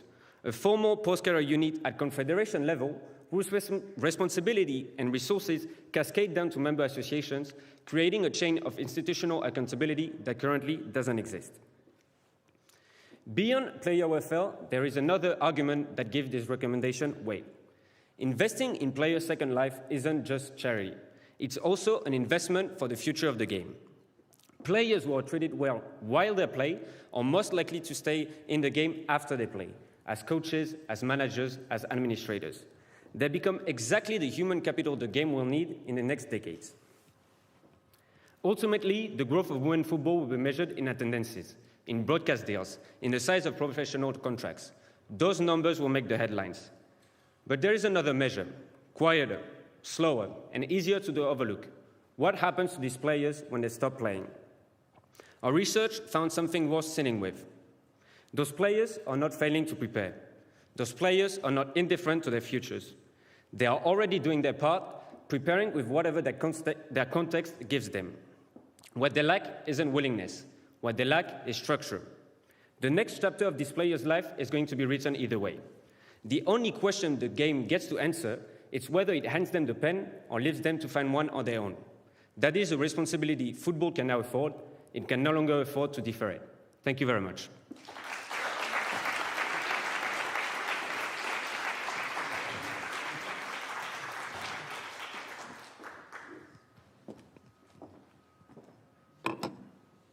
Thank you, Nathaniel, Sayer, and Martin.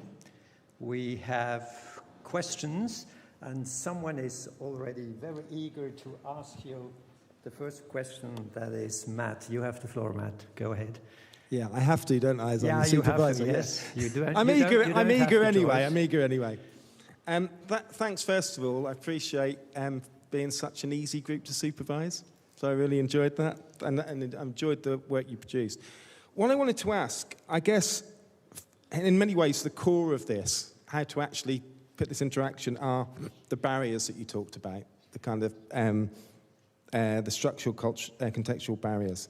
So you said a little bit about them, the kind of economic, structural, and cultural. I wonder if you could kind of unpack those a little bit, and also say to what extent, you hinted at something, to what extent they vary also in relation to the ecosystems, and I get just say a little bit more about that. I think those barriers that we studied are mostly from the stakeholders side, because we did a part of the players, what they do to prepare, but also what the stakeholders do or don't do to help the players. So we divided them into 3 types. This is what we collected through the interviews that we made across different levels of the pyramid.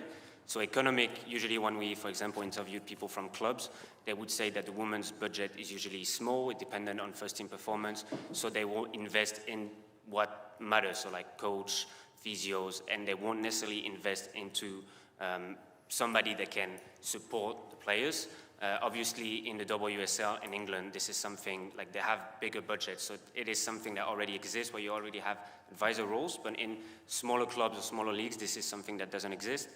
Same goes with, for example, when we interviewed at CAF or WAFU level, where they don't have the appropriate budget to have formal post-career unit or formal somebody that can support them along the way. So it really is a question of they would like to do it, but they don't have the budget to do it, so that's a problem.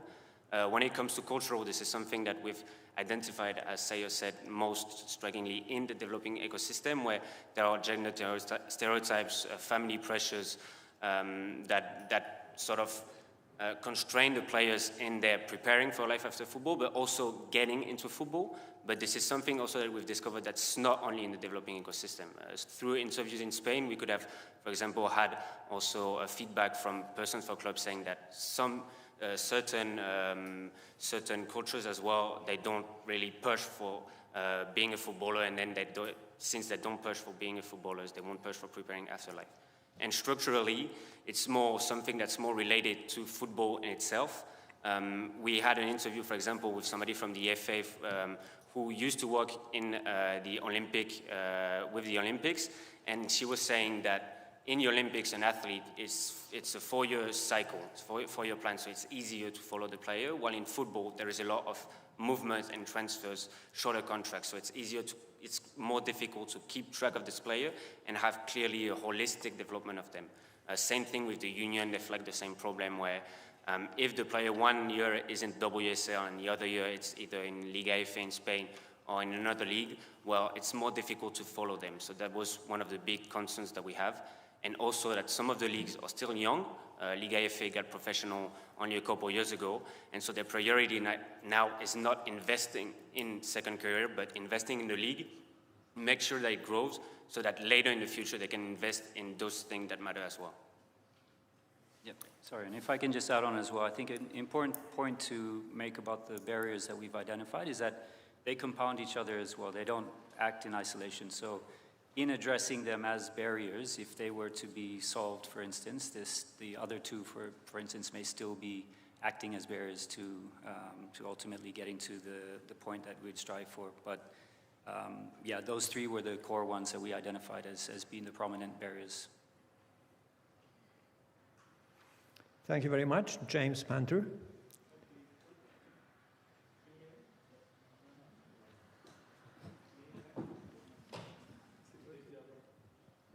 Matt has ruined it. Yeah, he killed it. Is that? There we go. He's my IT technician there sorted that out. Thank you.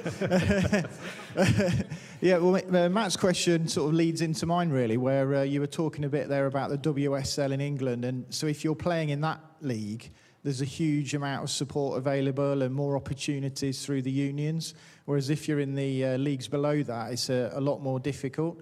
And also you have the situation where in the lower leagues, as you get promotion through the divisions, you're forced to become a full-time footballer, and you can have scenarios where women's players have to give up a job, which is paying a lot more money than they're going to get as a salary as a footballer. So it's an interesting sort of dynamic there where you're giving up a career which is highly paid. And I just wondered if in your research you'd managed to come up with a bit of a solution or a way that maybe that can not be so abstract, where you have to give up a job which is, you know, paying a lot of money to be concentrate full-time on football at less of a salary, if that makes sense.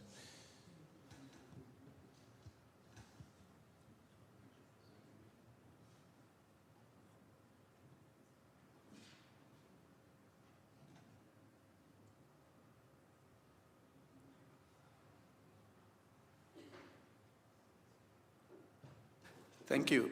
It's a very great concern. But firstly, I'd like to state that our interview, we basically focused firstly on the upper league for the 4 countries.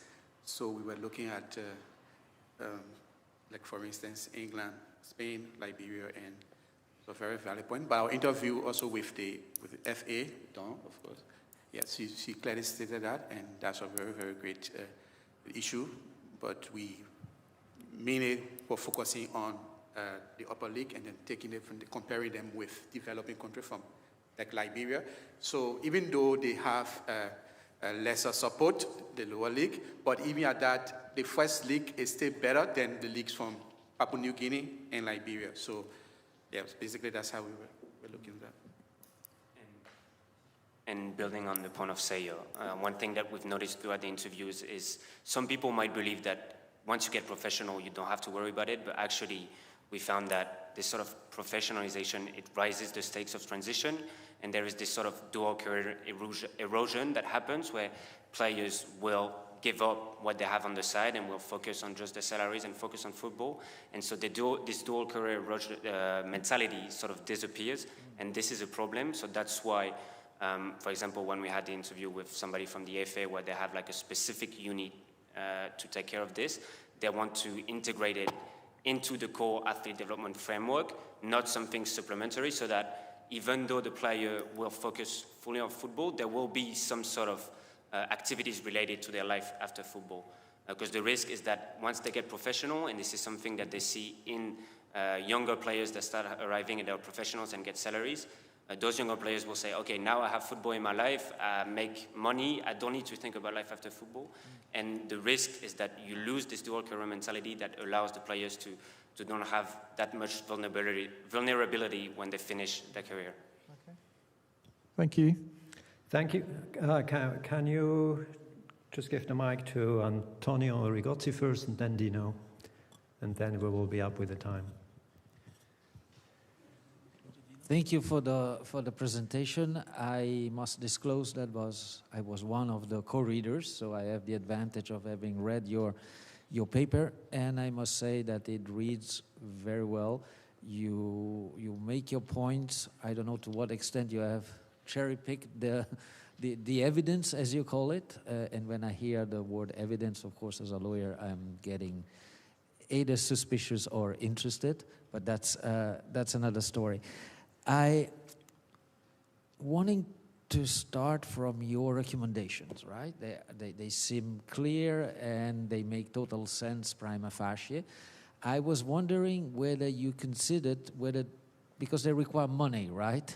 Whether there is the appetite from whoever is in charge to finance those recommendations.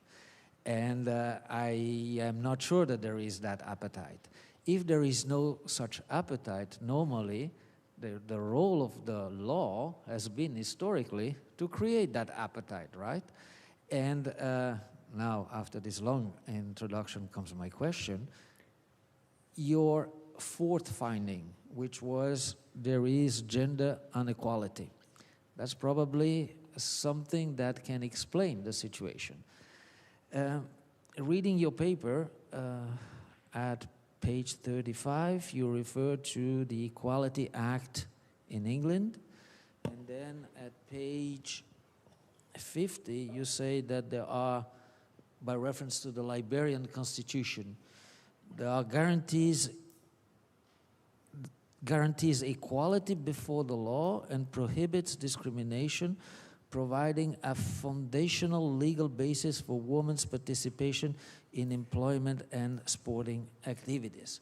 So you described those legal instruments. My question is, did you, in particular, since there is a lawyer in the group, did you thought about to what extent they can be used in order to address the finding in your, I think was slide 4. No, finding number 4. Thank you. That's a short cross-examination for the lawyer.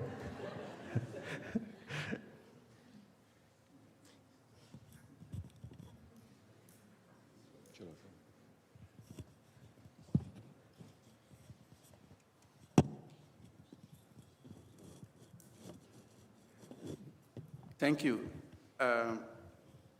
Squarely, this was our strongest finding. 92% of the players clearly believe that it's because of gender equality that all of these gaps and disadvantages exist. We reference the Liberian Constitution because the Constitution clearly states about equality. I mean, generally, it's on the books that yes, both men and women should be equal, but the practicality, what actually is happening, is quite different from what the Constitution states. So yes, it could be used, but the question to that is, how could that actually be implemented? Because firstly, all of the stakeholders were not taking responsibility of even post-career transition of female. For instance, FIFA, we say, is the national federation. National federation, we say, it should be, So at the end of the day, no one is actually owning. But yes, it's a way to start considering that it has a constitutional basis. I do agree, we can use that. Thank you very much. We actually had still a second question, but because the time is up, we are done. Thank you very much.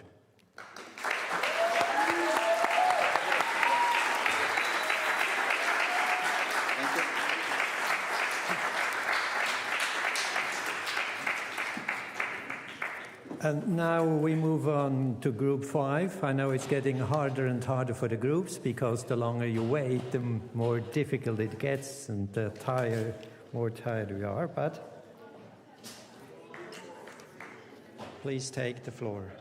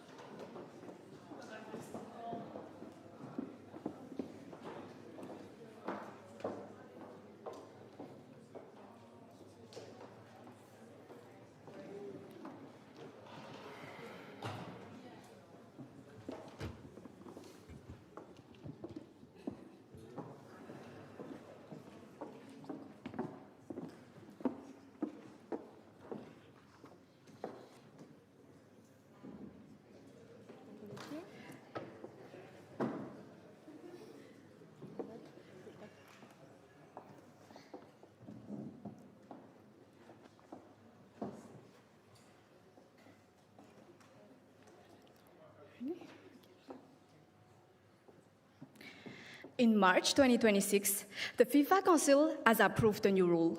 Every team in FIFA's women's competition now has to field a woman on the technical bench, a head or assistant coach, a medical staff, and 2 match officials. At the last Women's World Cup, women held only 12 out of the 32 head coach positions. FIFA looked at that number and decided that representation on the bench matters for the game. But you know what is missing on that rule?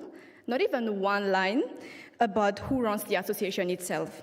Not the people who are deciding about the budget and where the money for the women's football actually goes. So we started with one question. If a woman on the bench matters for the game, why not a woman in the boardroom? Good afternoon, members of the Scientific Committee, families, friends here present, and those who watch us live. My name is Lalena Wuriel Nyanjiansu, and I come from Madagascar. It's my pleasure to introduce you to my team, Hoyan Lam from Hong Kong, Zachary Gilmour from Canada, and Antonia Landgraf from Germany. Together, we spent this year trying to answer that question properly, not with opinion, but with data. And first, we had to separate 2 ideas that are often blurred together, and this distinction is about to be the foundation of everything that you will hear in the next few minutes. Women's sport is the game itself, the competition, the team, and the players on the pitch. Women in sport is different. It's the people who run it.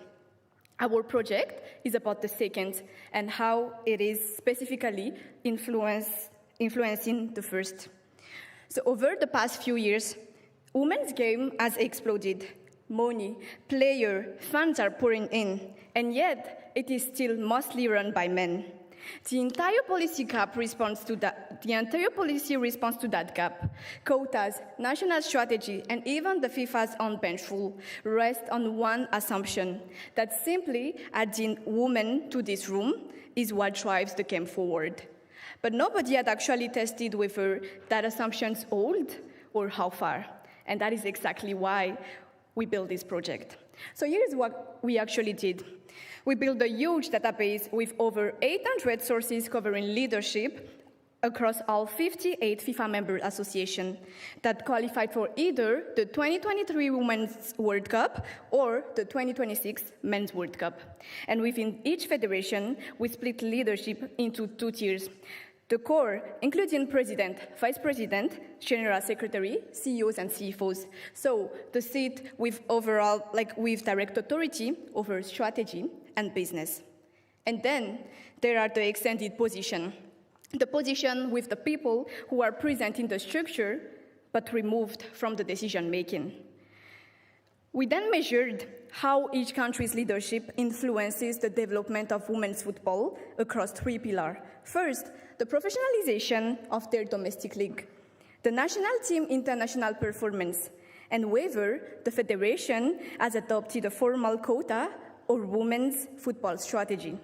And to understand not just the pattern, but the mechanism behind it, we selected 6 countries for close and qualitative case studies. So now I will hand it over to Kenny, who will take you through what we found there.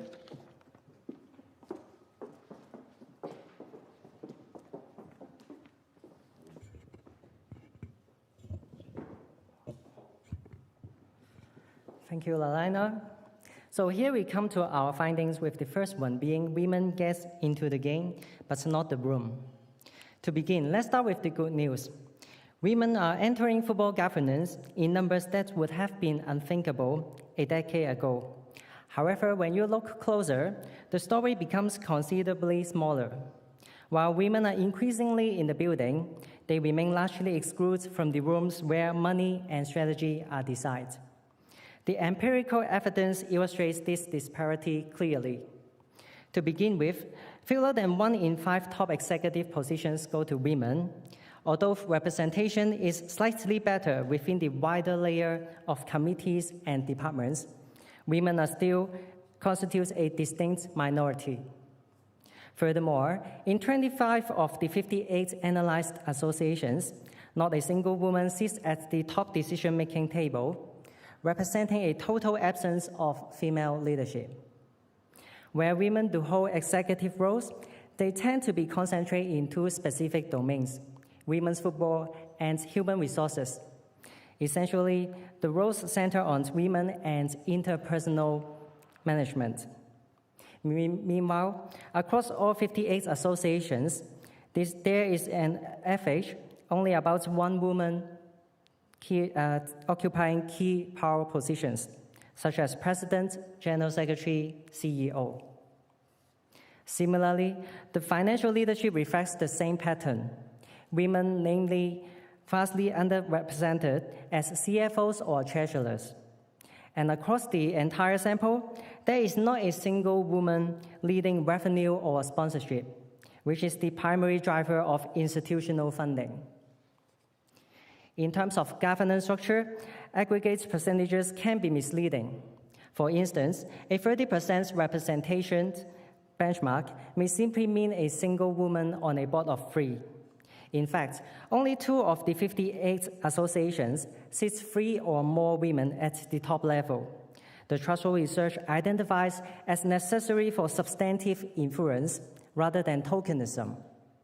Conversely, in the broader organizational layers where seats are more numerous, representation percentages begin to hold meaningful weight. Additionally, women reach the deputy chair position far more often than the main one. Thus, they frequently acquire the number 2 role, but rarely the number 1. Finally, the background of these leaders defies common assumptions. Only about 1 in 5 ever played at the elite level. Most enter governance equipped with university degrees and professional backgrounds in business, law, or administration. Ultimately, the core issue this creates is clear. Securing access through the door is not the same as holding a seat at the table, because presence does not automatically equate to structural power. Now, my colleague Zachary will further explain our findings in terms of correlations.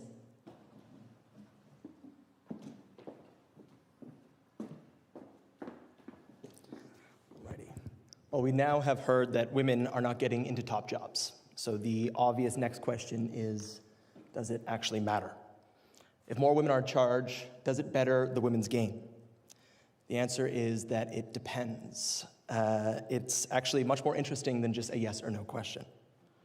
For all 58 member associations, we counted how many women were in leadership and where they sit. We lined that up against how the women's team is performing on the pitch and in market. No opinions, just what moved with what. In the countries where women reach real numbers in extended leadership roles, the women's game tends to be stronger. This was our single strongest link in our research. These countries go further in the World Cup, their leagues are bigger, their players are worth more and move more, and the gap between the men's and women's game is smaller. So when women help run the game tends to be in better shape. Our research revolved around 2 distinct theories. First, tokenism. So in our case, the hiring of a single woman to give the appearance of diversity, but not giving the woman opportunities to grow or any actual decision-making power. And critical mass, tipping point. an amount of women needed to move from being a token to now exert influence. In our research, we found that countries with no women in the core leadership sit at a median women's FIFA ranking of 34. Yet countries with exactly one woman drops 11.5 spots lower to 45.5, only seeing an uptick once again when 2 core positions are held. She's in the room but without a voice. This is what our research identifies as tokenism. A lone woman, present but outnumbered, and unable to shift decisions. You need real numbers, what the research calls critical mass, before presence can truly become power. The biggest correlation seen, and the strongest driver for how countries' women's team does, is not who actually runs the federation. It's actually the country's wealth and how equal the country is in the first place for women. This is not to say that leadership does not matter. It's just a lever, not the lever. It works next to money and a fair society, not instead of it. Who leads matters, but only when representation is real and a piece of a much larger puzzle. And that puzzle is where countries come into play, which Antonia will now take you through.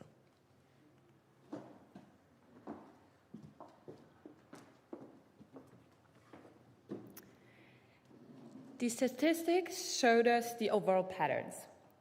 We then explored how these patterns play out in practice through 6 in-depth case studies, drawing on insights from more than 15 interviews with experts across women's football. Australia is probably the clearest example of leadership and strategy working together. They introduced a 50-50 gender target for its board, pushed for equal pay for the national teams, combined these governance changes with long-term investment, amplified by the momentum of hosting the 2023 FIFA Women's World Cup. Japan shows almost the opposite picture. Despite having one of the most successful women's national teams, there are currently just a few women in extended leadership positions and no women at all in the core.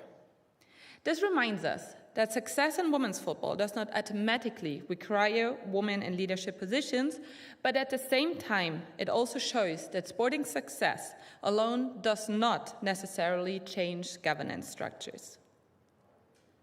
Colombia, on the other hand, shows that representation on paper does not necessarily translate into real influence. Although women are comparatively well represented, our interviews suggest that many have limited positional authority and are appointed through family connections to powerful men, reflecting a still largely machista environment. Morocco shows that strong top-down investment and a clear strategic commitment can rapidly accelerate the women's game, even when women remain largely absent from leadership. Yet, this also reveals a structural gap. The limited number of female leaders appear to reflect not a lack of qualification, but a culture and leadership system that have not traditionally prepared or enabled women to take those leadership positions. Mexico tells another story. While women hold a comparatively high share of extended leadership positions, there's also still no women in the core.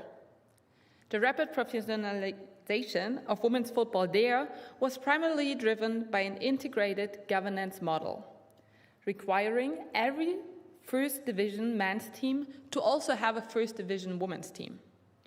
This accelerated the growth of women's football, but it also left it highly dependent on the men's football ecosystem. And finally, Germany shows that strategy alone does not create cultural change. Despite ambitious female leadership goals and also a lot of female leadership programs, women remain absent from the core leadership positions. While their stronger representation in extended leadership positions and Germany's continued sporting success show that influence is possible also beyond the top tables, it still needs to be accompanied by concrete implementation measures that create real pathways into those core decision-making positions. So, What would we recommend? Our first recommendation is to move beyond percentages and address tokenism. One woman on a small board can be enough to reach a 30% representation, but she can still remain the only woman in the room without having real influence. Second, quotas. Quotas should be treated as a starting point, but not at the finish line. They can help organizations to raise from having no woman at all, but progress should not stop when the required percentage is reached. Third, a strategy alone is not enough. It needs clear action and implementation to create real change. So, finally, representation is only one lever and works best alongside investment, long-term planning, and broader efforts to develop the women's game. Our main takeaway is this: representation matters, but only when it's meaningful, when women have real influence, and when it's part of a broader strategy for developing women's football. Thank you.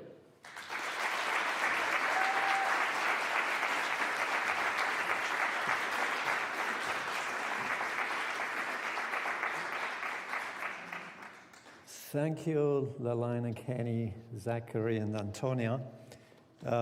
Sometimes there's surprises, James, because Kevin, that is probably listening to us somewhere in Oregon, is not here to ask his questions. So I thought it might be a nice task for you that you ask his question, but because this is a surprise, I give you some time. And we start with a question from one of the co-readers, either Madalena, and then Marco, and then I hope James. Yeah. Or shall we just take first Katie? So Katie has a question. Our Vice Chancellor from DMU. Pleasure to have a question from you. Please go ahead. Hi. Thank you. I think, as people can imagine, this is something that's very close to my heart. I guess just a couple of remarks. The first is it's always really interested me that Leicester is a place which has had a lot of women CEO leadership in sport. So obviously Leicester City Football Club until recently, Leicester Tigers, and that's a particularly interesting story because Andrea progressed from pretty much working selling tickets in the box office to being CEO, and now Emma is Leicestershire County Cricket. And I kind of wonder whether that's just a sort of coincidence or whether there's something about working in an environment which is a city which is plural and very much looking at inclusion and diversity that enables diversity of all sorts. I guess it's a question about the environment. And I kind of link to that is also, I think you've put out really well the case that just putting some women in a sort of position or enabling their talent to be in a position but not supporting it won't work. And I just wonder if you want to say a little bit more about the need to have advocates who are not women in order to enable women to also succeed. Thank you. Thank you for your question. A lot of our research and literature that we did go through did talk about this exactly. So when studying critical mass or quotas, a lot of the time it played a very, very small part of what was going on, rather that if they were in a supportive environment, there's another few items that really built up diversity in leadership positions.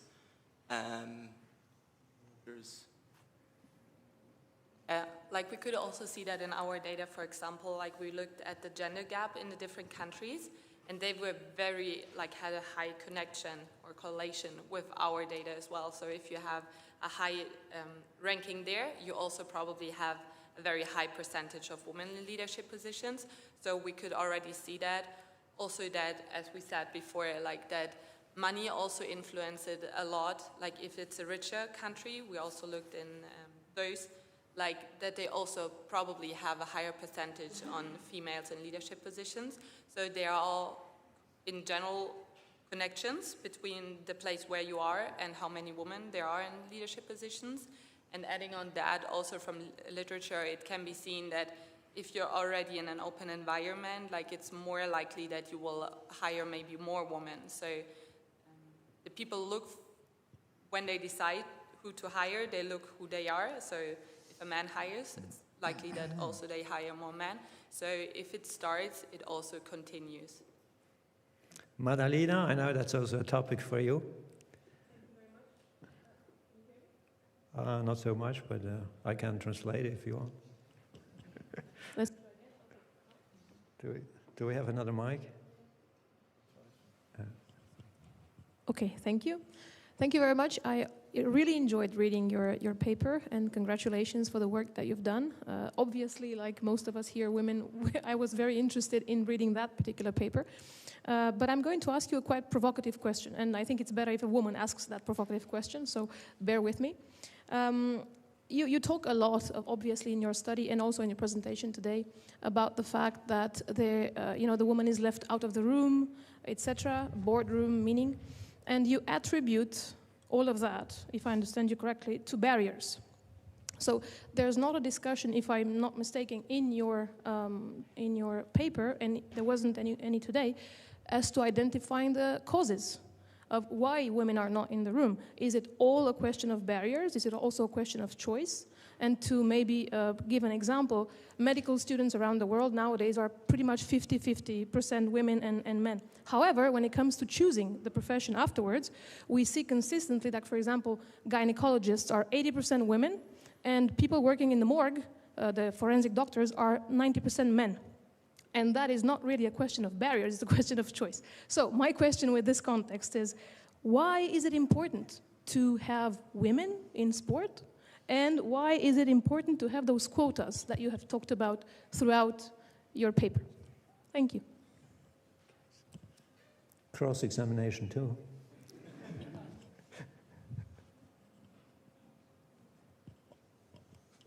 Okay, thank you so much. Actually, like you talked about the cause earlier, and in one of our case studies, we actually seen something very interesting that, like when we conducted the interviews, one of our interviewees said that like there is a pattern where the girls are not trained from the very early age to actually take leadership.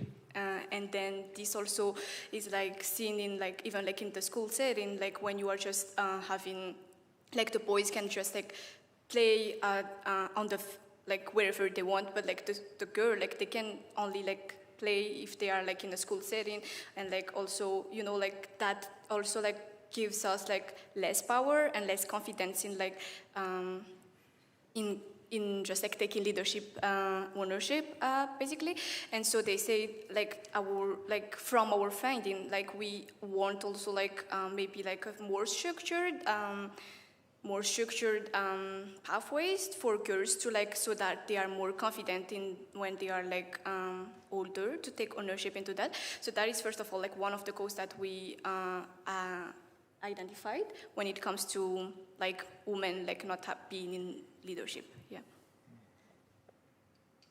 And to add on that, actually in our interview that we have conducted, we learned that there are different variables will affect this situation, and about the cause of women not taking too much representation in different countries, because they all have different cultural background.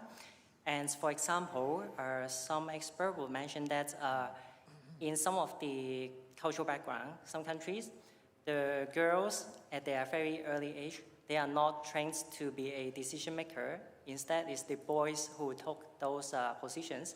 That's why they were not trained to be a decision maker at the very beginning age, and they have to learn it from practice in the later stage when they get involved in the football or sports industry, which is quite heavily male-dominated, even in the past. And also some other culture, we mentioned that the sports industry, even not only about football, is quite heavily male-dominated, maybe particularly football. That's why it is starting in a later stage, and they need to change this situation from educating the young football players at their early age to change the next generation. So that's something we have learned. And regarding why is it important to to have more women representation. We also learned some viewpoints from experts talking about it could make the decision-making process more diverse with involving more different perspectives or angles, because sometimes the male side will not be able to understand, especially something like mentally or health points related to women. For example, like the menstruation. So those concerns would make the sports more diverse in terms of the decision-making. Maybe to add on that, it's something what's quite interesting is that we could see some correlation between women leadership and success in women's football.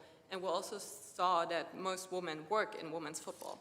But we didn't see correlation between women percentages and male football. So maybe it's also something future research could show. If there are more women also in other positions, maybe it could also even influence men's football. So I think in general that could be seen as a great chance also for the broader football ecosystem to have more women, because they just bring maybe different perspectives in. So maybe the whole ecosystem could learn and accelerate through more women in leadership positions. Thank you very much. We have the pleasure to have the president of the FMA here, Pedro. You have the floor and you have the mic, so go ahead. Thank you. Congratulations. Well presented, well chosen topic. As of August, for the first time, the FMA committee will have more women than men. So we are fully aligned with your presentation. My question is, why the United States was left out of the quantitative research? Because it's a country, well, the host country of the last World Cup, a very well-developed country in women's football, and led by a woman. So was there a particular reason not to mention the United States in the project? That's the question. Thank you. Thank you very much. At the beginning of our research, when we built the database, the idea was that our case studies would be split high percentage representation, medium percentage, and low percentage. As we continued to build the database, percentage gap between high and low was about 20%. The idea of doing that kind of went out the window. A lot of our decisions were based off of what research existed or what literature existed. For the US, for Norway, there was more than enough to not even conduct interviews for those countries, be able to write probably that entire section on just those two countries alone. And also we decided to do a snapshot research rather than linear. So the idea of looking back in the US, which has a very, very deep history with Title IX, we didn't want to take that into consideration while talking about our case studies. We really wanted to focus on countries that weren't talked about previously. And I think you asked also about Brazil, don't you? Or just the US? Oh, wait, the US, okay. Thank you very much. We have still 1 minute. Marco, do you still have a very short question, or are we done? Did you want one for Kevin? Sorry. James has a question. I thought you are relieved now that Katie stepped in, but go ahead, yes. Otherwise, Kevin is frustrated. Yes, go ahead. I can ask one on short behalf question, of... short answer. Yeah, Kevin, I can ask... You have the floor. This is a question on behalf of Kevin, your supervisor, who fortunately can't be here today. So you've actually answered two of them, because I've got a list here. So the third one, which you haven't really touched on, which he was interested in, was if you were able to do this project again, what would you change in your methodology? Perhaps, for example, in relation to the indicators that you chose to measure development was one of the things that Kevin was interested in.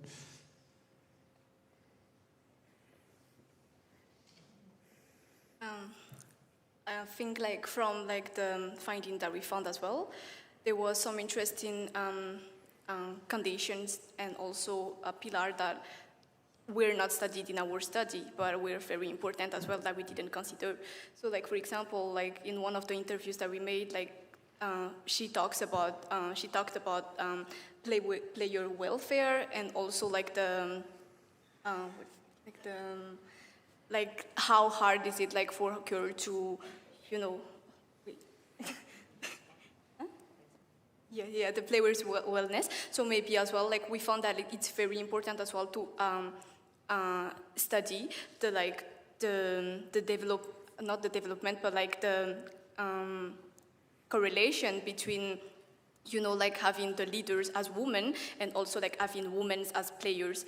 And so they are more comfortable like talking about, you know, menstruation, players' health and stuff like that. So that also was like one of the barriers that we found that like prevents the girls from playing and also like developing the game. So if like we have more female on the board, then it maybe like they would be more comfortable, and yeah. Thank you very much. We are done, and we are now entitled to a 15 minutes break. Thank you very much.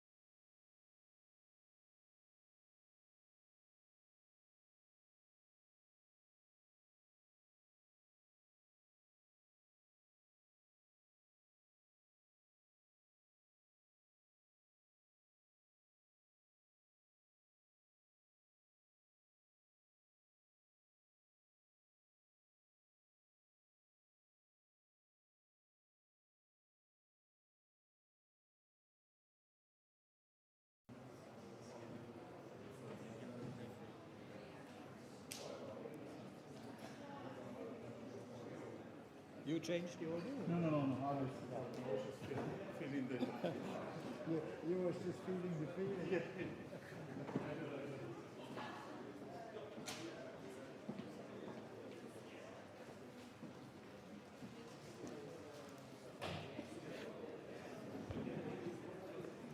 Okay, guys, take a seat, please, so that we can start on time.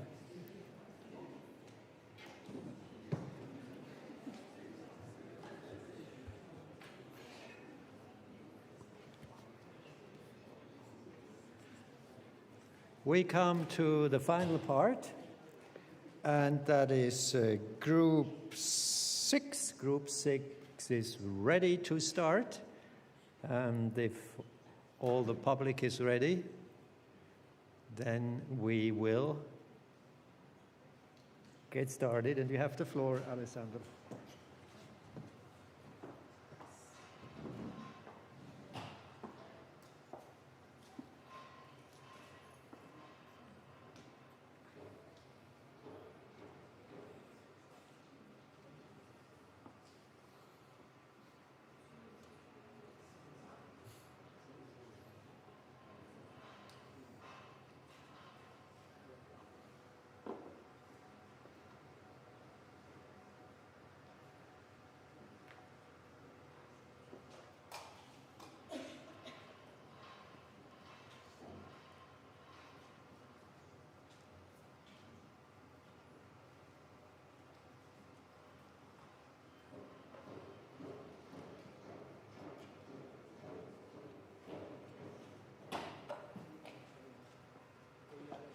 Okay, so much.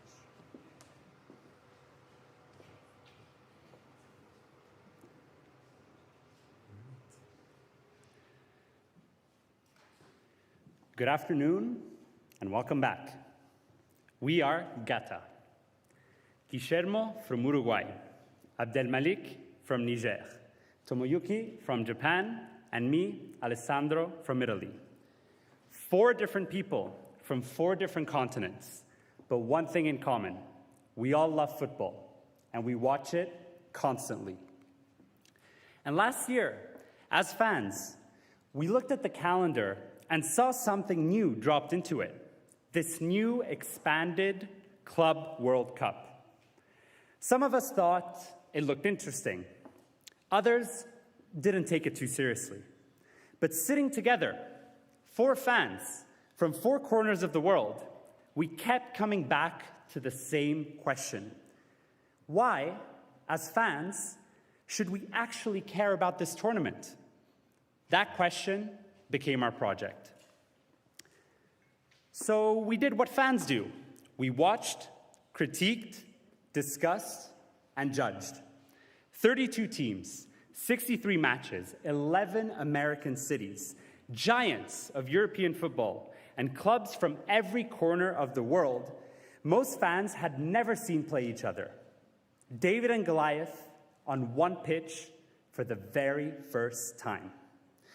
And it worked, at least on paper. Afterwards, FIFA told us 2.7 billion people had engaged with the tournament. But there were fans who were actually there. And in the stadiums, it felt different. Not one of those 63 matches sold out. 1.7 million seats sat empty. And a ticket to a semi-final, first price at $473, you could get in the final days for just 13. So we're sitting there as fans, and the real question wasn't about the numbers. It was simpler. Another tournament, more matches, dropped into a calendar that's already overflowing. And we asked the thing every fan quietly asks: is this actually worth my time? Is this a genuine new prize worth caring about? Or just more football because more football sells? So we looked at the global context. And we discovered something. We weren't the only ones with opinions. Everybody had one. FIFA running an $11 billion cycle, and playing two roles at once. It writes the rules for the football calendar, and it owns a new tournament crowding into it. The players, so worried about burnout that they took the union FIFPro and they took a case to court. The leagues and confederations who complained about product oversaturation, and the clubs chasing new prize money, and the broadcasters who'd bet $1 billion and needed people to watch. Years of arguing, constantly and loudly, everyone in this picture fighting to be heard. But we're missing someone. What about the fans? Every single one of those groups claimed to be acting for the fans. And yet, years of noise, nobody had actually asked them. The people the whole thing was supposedly built for were the one group that was left out of the conversation. So we stopped waiting for someone else to ask. 4 fans, 4 different continents, we went and asked the fans ourselves. And Malik is going to show you how.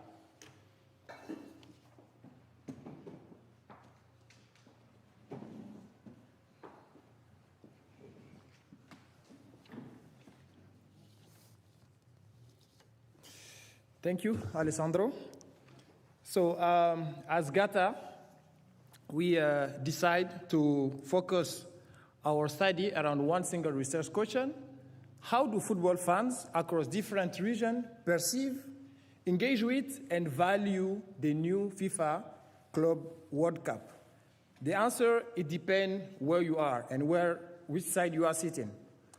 So before we continue, 2 quick questions. Raise your hand if you watch the last FIFA World Cup in the US, Mexico, and Canada.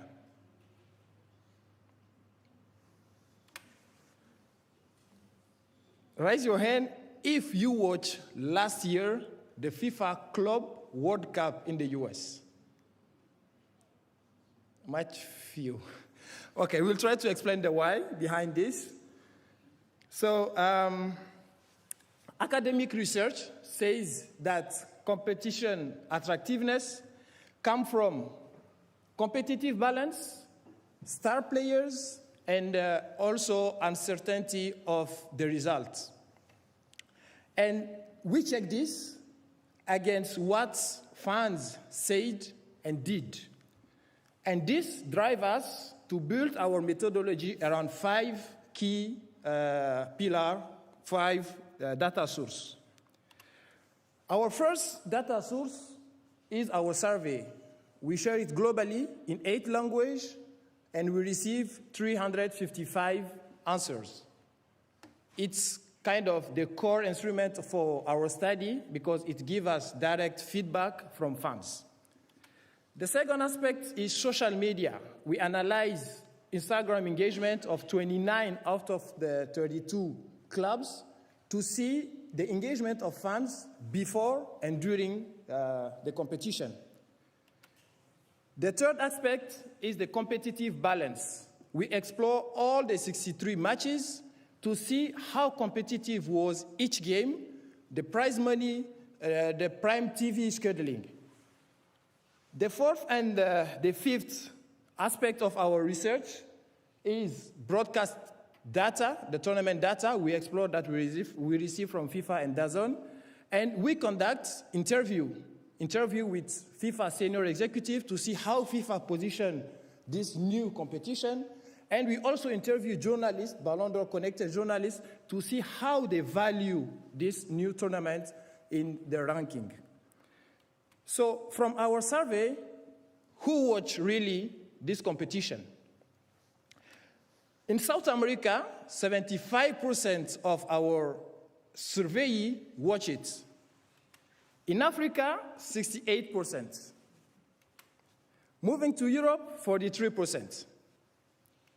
And in Asia, 36% of our surveyee watch the last Club FIFA World Cup. So 1 tournament, 2 football worlds. Africa and South America, who were more engaged with the competition, and another side, Asia and Europe, engaged less. Why? My brother Tomoyuki will go more in deep with the results.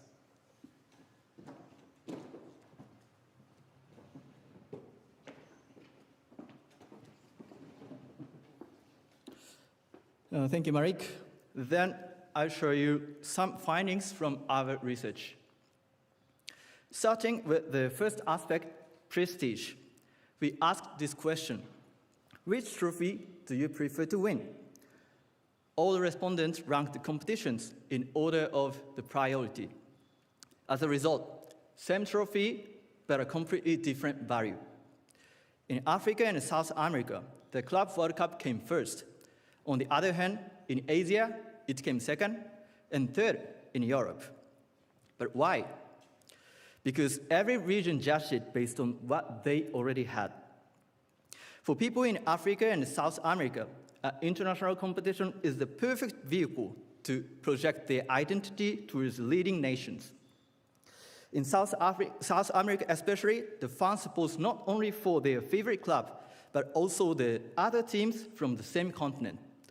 It demonstrates how deeply regional pride is rooted in their behavior. However, Europe already owns the most competitive tournaments in its territory, so a new competition has little to offer. And in Asia, their attachment stays at home. For them, the worldwide tournament is just a bonus rather than a priority. Let's move on to another aspect, loyalty. The question was, how likely would you watch the next edition of the Club World Cup if your club was not participating? The result shows the same tendency. The South America and Africa were relatively positive, whereas the Europe and Asia were not. It means if you take the clubs away, half the world's interest goes with them. The tournament does not create demand by itself. It just borrowed it. Loyalty is fostered primarily around the clubs, after all. And in addition, we can also find a different structural reason behind this detachment. According to our broadcasting data, for Asia and Oceania, 80% of the games were played outside prime time in their home country. For instance, the first game for Real Red Diamonds started 4 a.m. in Japan. If organizers want to build interest through the clubs, this is one obvious barrier that should be tackled.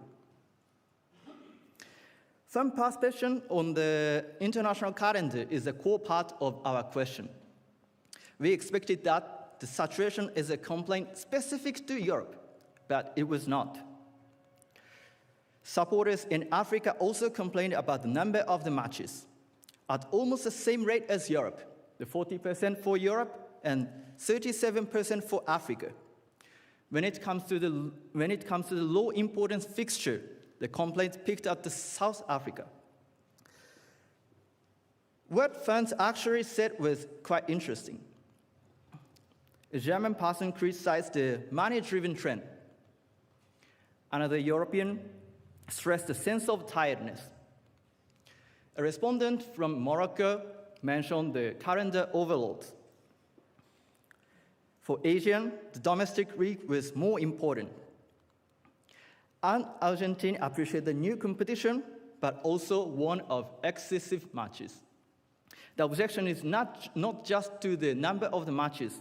The fans are against commercial logic behind that. It lets organizers put additional tournaments, despite fans never asking for it. From now on, over to you, Guillermo.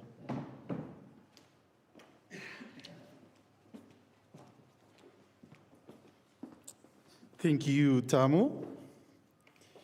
Let's talk a little bit about competitive balance and perception. So what we did here, and actually this is one of my favorite findings in the whole research, because what we tried to do here was try to understand how competitive actually the tournament was. So for that, first we take betting odds and we conglomerated with the results of the Club World Cup. And then we compared it and asked to the fans how competitive they thought it was. So The white line is actually the reality of how competitive the tournament was.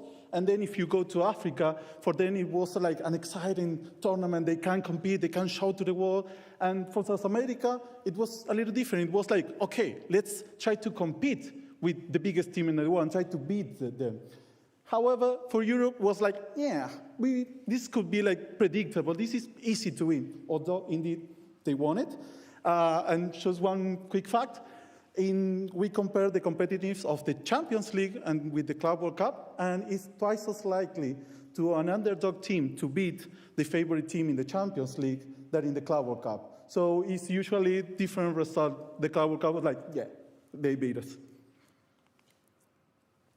But it not was only about what they said, it was about what they did. So we searched on the social media. And we're going to take just two cases here, one of those from Brazil, from Botafogo. Even though they have like one of the smallest fan base in the tournament, the engagement rates was one of the highest in the whole tournament.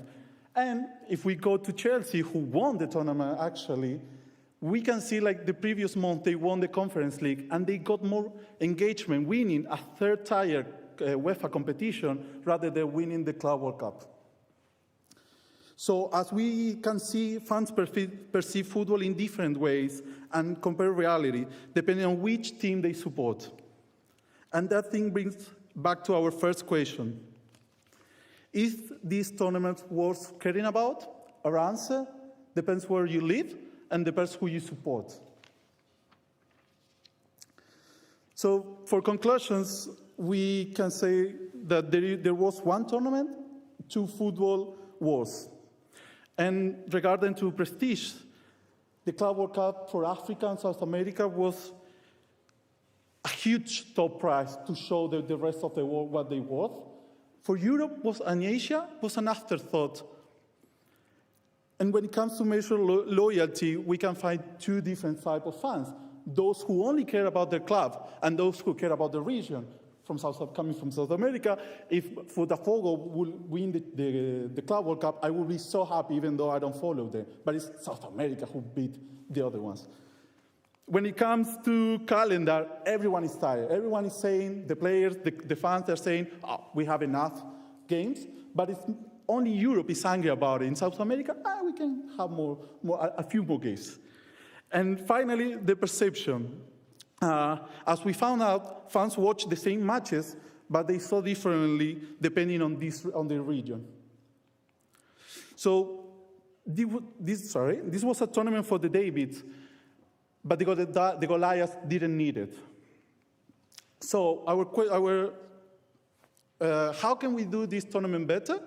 We have 3 recommendations. First of all, expand the Club World Cup to 40 teams, because more club means more fans with a team to follow. And also to add the quality for the tournament, we should have like the best team in the world. Secondly, let's try to consider fans at home to watch at convenient times. As we saw, kickoff time is a powerful tool that we can use to engage with fans. And finally, market the Club World Cup through the clubs, not through the tournament. As we also saw, fans are loyal to the clubs, not to the tournament. So the tournament was launched from the top, but whether it survived will be judged by below, by the fans. Thank you.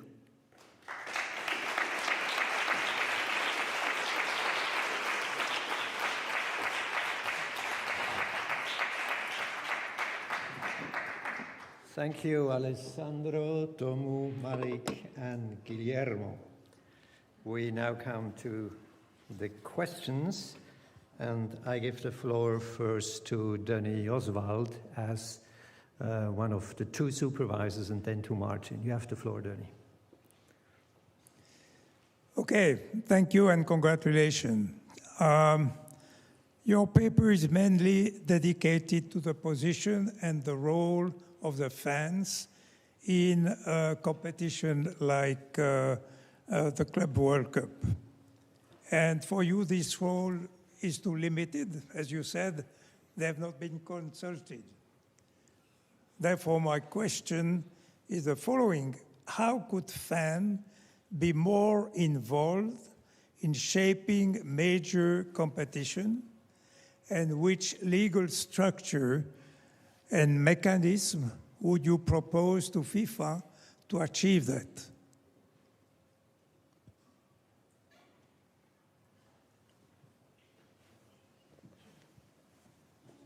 Thank you for the question, and that is literally the crucial point for our research to make it more like the active and also the feasible. One quick and obvious measure is to putting the representative from the groups into the decision-making process, I guess. For example, we learned in the lesson module, one of the good examples would be the Arsenal. They had the one representative from the fan trust group and the one of the board director member. So those kind of the mechanism would be beneficial to put the fans' voice and fans' opinion into the real decision making. But at the same time, we are talking about international competitions, and the fans are really diverse, as we showed during the presentation. So we need to be also careful about how to choose a representative, which kind of the competition would be the ideal to represent real fans' perspective. Yeah, maybe if I can add something by example. For example, when UEFA 3 years ago decided to expand the UEFA Champions League, we asked the question when we visit UEFA. Actually, they involve fans in the decision making. In the process, there is kind of consultation with fans if they agree, kind of the expansion. And if we see like further kind of futuristic approach, UEFA we know drive like kind of the world football, like the main clubs, the main football is in Europe. Clubs few years ago are not like in the executive board of UEFA. It started, I think, in 2019 by having now clubs and league seats in the UEFA board. CAF started doing the same in 2003, and it's mean that now they value clubs. At some point, they give them a seat in the executive board. So maybe in the same process, they start consulting them. In the coming years, fans can have like seats in the executive board, and then they can fully participate in the decision-making process. Now, maybe follow-up questions, because you indicated that the perception by the fan in the different continent, depending on all the different circumstances, were so different. So do you suggest that the fan should have a kind of world organization and a seat in the Congress of FIFA, where they can say where the next World Cup should take place? Yeah, from my understanding, fans should be heard. They should be consulted at least in the decision-making process. We can go, let's say, in the way that if the decision can come, let's say, from fans, it will be more easy for the general public to be accepted. When you talk about FIFA is the World International Football Governing Body, there is kind of 6 confederations. So the same way that the governance structure is from confederation, like from member association, confederation, and FIFA, it can be something similar for fans from local, let's say, member associations. Indeed, in Africa, for example, in Niger, there is what we call groupement d'intérêt, who, like, actually in the, let's say, in the Congress, the FA Congress, they vote. So maybe it will take time, but it can be kind of uniformization of this in each member association, and then it will be easy from member association to confederation and then to FIFA level. Okay. Thank you, Martin. Hi, Group 6. Thank you so much for your presentation. I maybe have a question related to your recommendation about expansion. How are you balancing expansion with another issue that you pointed very well in your presentation, which is the congestion of the international match calendar? Thank you, Marcin. That's a great question, actually, and that's something that we think of as somewhat of a trade-off. But at the same time, we have to have a little bit of a reality check and actually look at the data. And actually, there's a study from CIES that says that only 0.31 of players play more than 60 matches per year. So in terms of total matches, there is a perception of fatigue with the fans, which is what we showed. But in terms of reality, it doesn't make that much of a difference. And in terms of expansion, it's a very interesting topic, especially because now there's a lot of rumors in the news that the expansion is going to be to 48 teams. And we constructed this within our paper in a discussion of governance and having UEFA clubs kept happy at the same time. So expanding to more UEFA clubs at the same time would give them more of a voice, but also make the tournament a little more attractive, since those are big clubs that at the same time, some of them were part of that discussion in getting a breakaway tournament away. So the fact that UEFA and FIFA are working together to get into something that involves these clubs to have more of a voice and more of an expansion and more awareness is a very interesting topic that, that we've considered within our paper. Thank you. Can I bid on that? Okay. Sorry, Thomas, can I bid on that?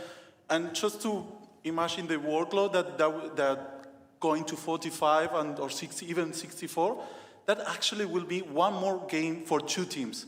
Because if you think about it, now they have the winner, Chelsea plays 7 games. If we go to 48 or 64, the winner will have played 8 games.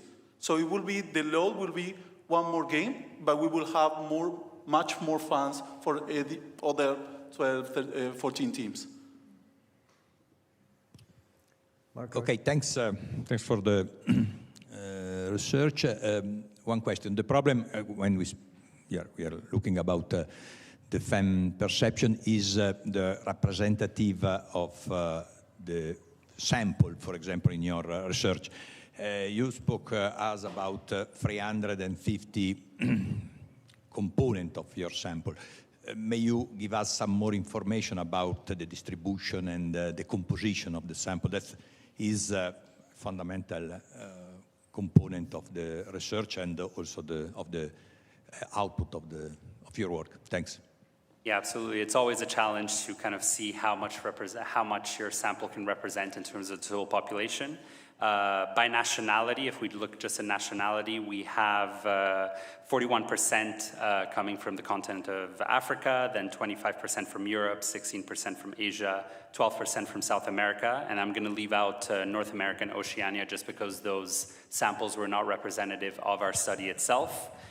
We also group them by where they live and also by where their favorite club comes from, which in our thesis and in our study, we explore as a very interesting difference. Because, for example, I said before, 41% of the respondents come from Africa, but actually 62% of the share support a European club.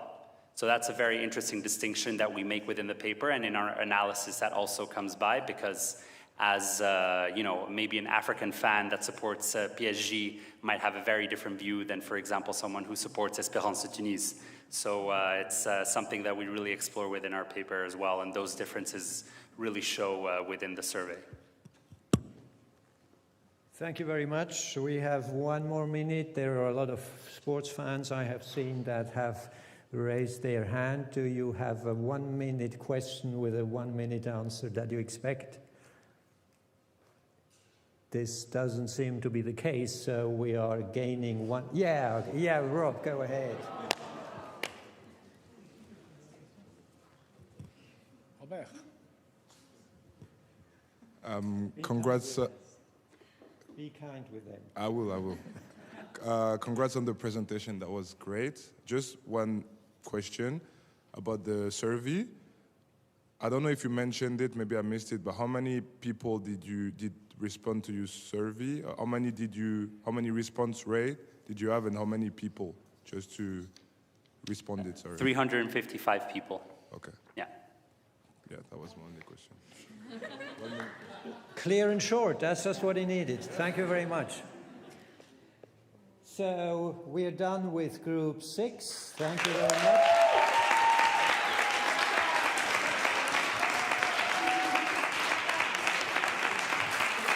Uruguay nomás. And now, last but not least, group number 7. Please take your seats, and when you're ready, you can start.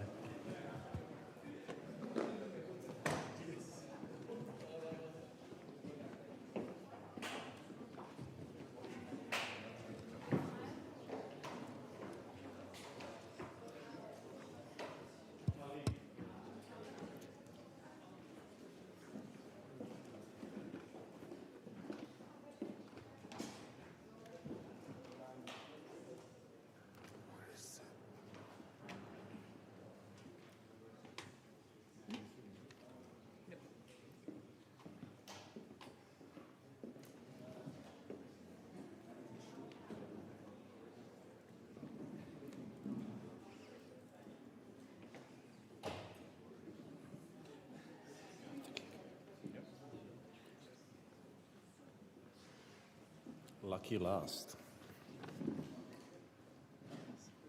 Okay. Thank you, everyone. I hope I still have your attention for the last presentation of the day. We'll be talking about watching football online. But before I say anything about our research, I'll take you to 4 different living rooms, just as Alessandro before us alluded to, on 4 continents on the same Saturday afternoon. In Lae, Papua New Guinea, a fan is refreshing his buffering stream, hoping that the match starts before his data runs out.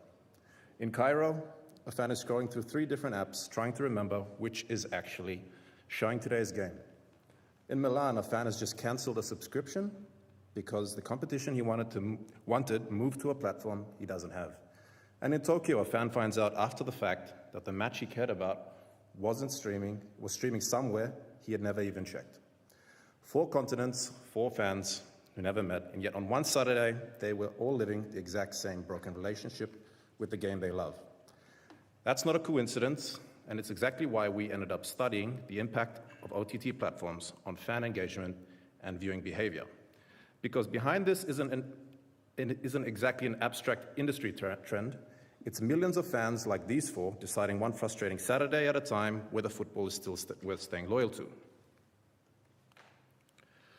And those 4 cities aren't a coincidence either, by the way. They were where we're from. I'm Alvin Komalong. I'm from Papua New Guinea in Germany. With me is Omar Yassar from Egypt, Paolo Dal Pozzo from Italy, and Yuto Kurosu from Japan. 4 continents on this team, which is exactly why the 4 fans I opened with aren't just a device. They're where we started and why this matters to us personally and not just professionally. I'll now pass it on to Yuto to delve into our research question.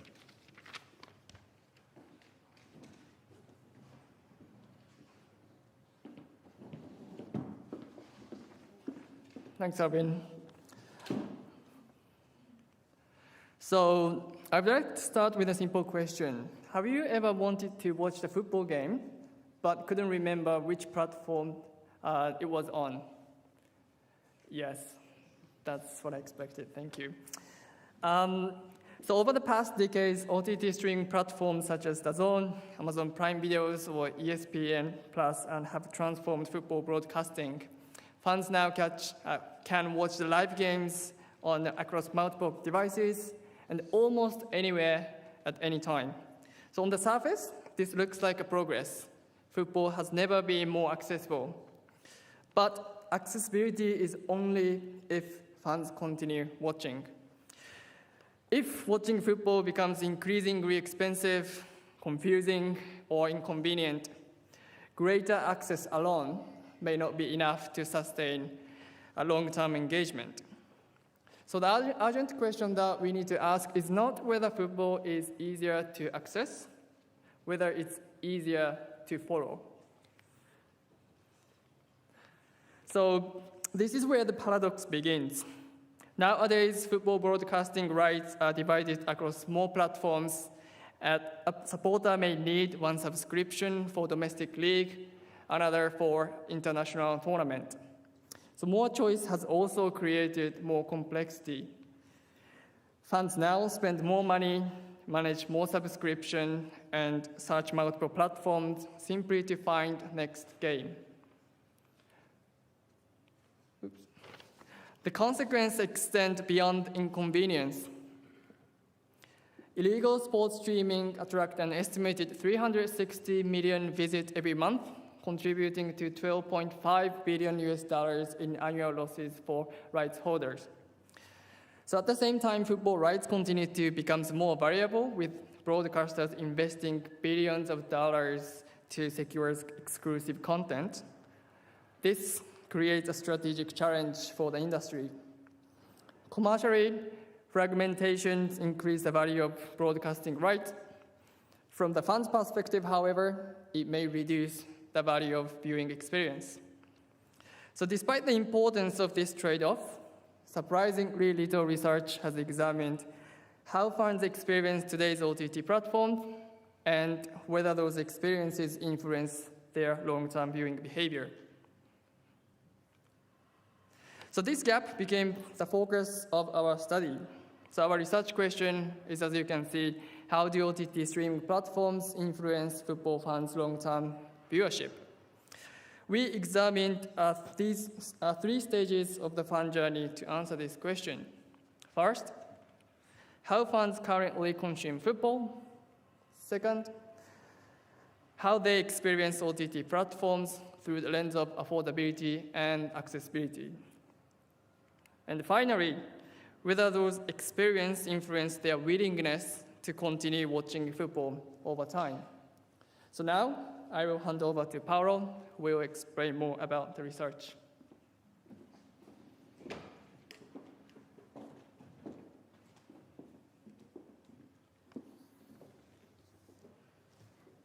Thanks, Yuto. So our study is mainly based on primary data, but we also used academic literature and industry reports to build a solid basis at the beginning. This helped us understand the current football media landscape and guide the design of our questionnaire. In fact, to collect our data, we created an online questionnaire and shared it through our personal networks, different football communities, different universities, and of course, the FIFA Master contacts. In total, we collected 522 valid responses, which is above our initial target of 400 respondents. And here on the right side of the slide, you can see an example of it. The most important part of our methodology is how we analyze the data. That's why we develop a two-layer approach. The first layer is what we call demographics.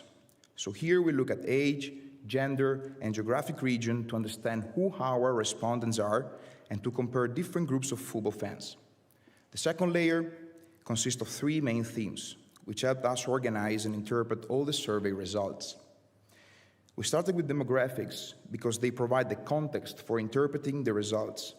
Then the three themes of the second layer follow a logical sequence, like the fans' journey. So first, how fans consume football content currently. Second, how this viewing behavior shapes their experience through frustrations and positive aspects. And finally, how these experiences influence their future engagement with football content. Therefore, the first theme is what we call current behavior. Here we analyze how fans consume football content, which platform do they use, how many do they use, and whether they also use illegal streaming. Moving to the second one, we call it frustrations and satisfactions. This focuses on what improves or worsens the viewing experience, such as affordability, rights fragmentation, accessibility, and the features fans value the most.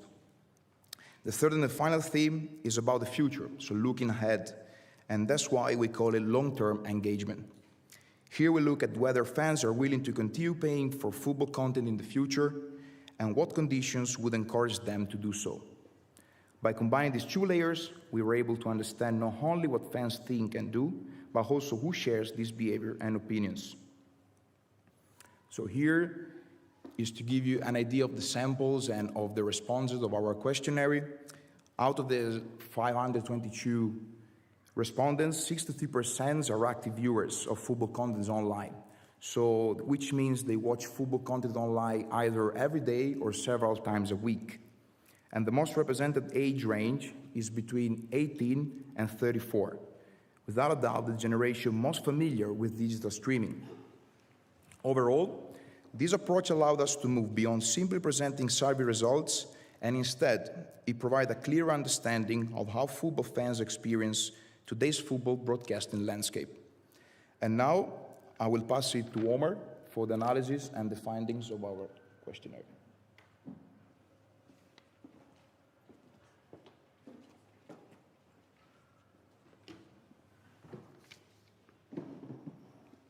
Thank you, Paolo. Our first finding is clear. Our data confirmed that OTT platforms have achieved one of their main objectives of improving accessibility. Almost 48% of respondents agreed that OTT platforms have made football easier to access using different devices and through different locations. Also, more than 50% of respondents regularly use OTT platforms to watch live football matches. It is the most watched football content ahead of highlights and analysis shows. These findings suggest that OTT platforms have successfully removed many of the traditional barriers of watching football. However, accessibility alone does not determine whether fans remain engaged in the long term. While OTT platforms improve accessibility, they have also created a more fragmented viewing experience. More than 52% of respondents rated the fragmentation of football across multiple platforms as highly frustrating. When asked about their biggest frustrations, two issues consistently emerged. First, matches are spread across different platforms. Second, watching football has become too expensive. These two issues are closely connected. As broadcasting rights become increasingly fragmented, fans need multiple subscriptions to simply watch the football they like. The data also shows another consequence. Almost half of respondents said they sometimes miss matches because they don't know where it's aired. This tells us that fragmentation creates more than financial pressure. It creates uncertainty and inconvenience throughout the viewing experience. The next question is whether these frustrations actually influence behavior. Our findings suggest they do, as more than 57% of respondents said they would stop buying more platforms if subscription prices keep to increase. At the same time, 30 respondents reported using illegal streaming. These figures reveal something important. Fans are not walking away from football, but they are walking away from the current paid ecosystem when legal access becomes too expensive or too complicated. In other words, interest in football remains strong, but loyalty to individual OTT platforms becomes much weaker when the viewing experience creates too much friction. Taken together, our findings reveal two opposing effects of OTT platforms. On one hand, OTT platforms strengthen long-term viewership by making football more accessible and flexible. On the other hand, fragmented broadcasting rights increase financial and practical barriers, reduce satisfaction, and encourage fans to seek alternative ways to watch football. In other words, accessibility encourages long-term viewing, while fragmentation weakens it. So we can say that the overall impact of OTT platforms depends on the balance between these two forces. And now getting back to Alvin for the conclusion.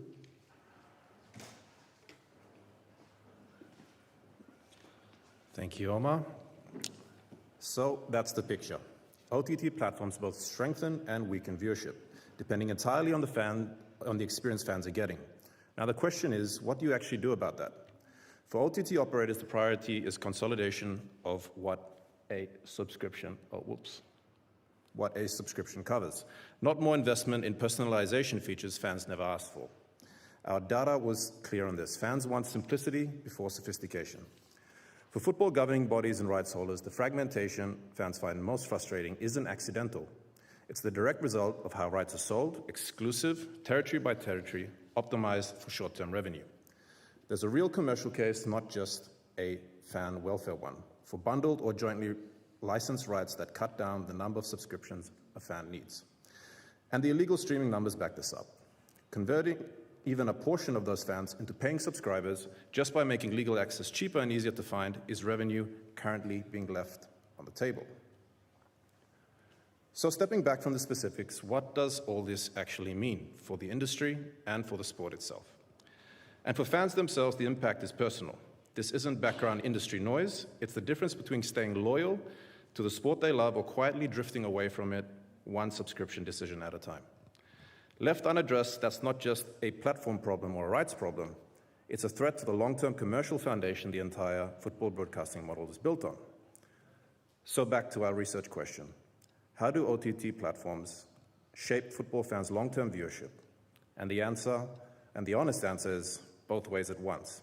And which way it tips depends entirely on the choices platforms and rights holders make from here. Think back to those 4 fans I opened with in Leh, Cairo, Milan, Tokyo. None of them are walking away from football. They're not villains, and they're not lost causes.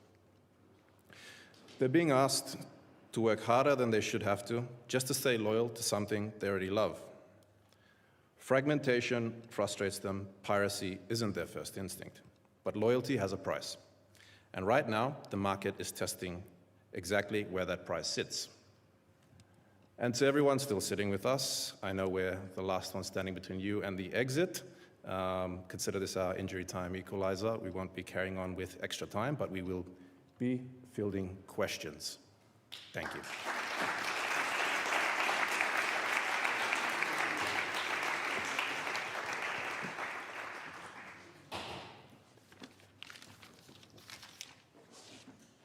Thank you very much. Now I have to indulge in a little exercise of schizophrenia because I have to pass the word to myself. So Thomas, you have the word. Thank you very much, Thomas. My question would be the following. You are, if I understand correctly your main approach, you say that when you have just a normal television channel that you're subscribing to, then this is cheaper than when you have several platforms that are fragmented and you have to subscribe to several platforms. In other words, if you have more platforms, you have more to pay. Did you actually compare the prices that underline this, or is this a mere assumption?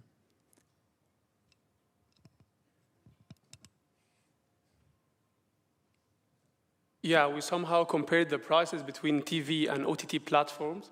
And what happened that usually when the TV rights are going to a channel, they cover more than one competition. But with OTT platforms, usually the competitions are spreaded. So if you want to watch World Cup and then Championship, you maybe need to subscribe for 2 platforms instead of just opening the TV channel. Thank you very much. And that was... Oh, yeah, go ahead. Yeah, sorry, I'm just going to add to that.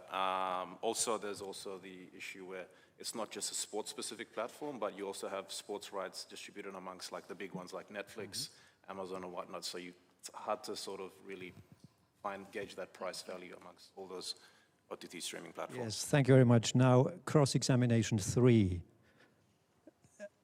When you are having a channel, then this is a single television channel, then I guess very often this is a public channel. And when you have a platform, I could imagine that this is often a private platform. Are you not comparing pears and apples? Because when it's a public channel, this public channel is subsidized in many countries. And then obviously if you have a subsidized market on the one side and the private-oriented OTT market, logically the prices must be higher.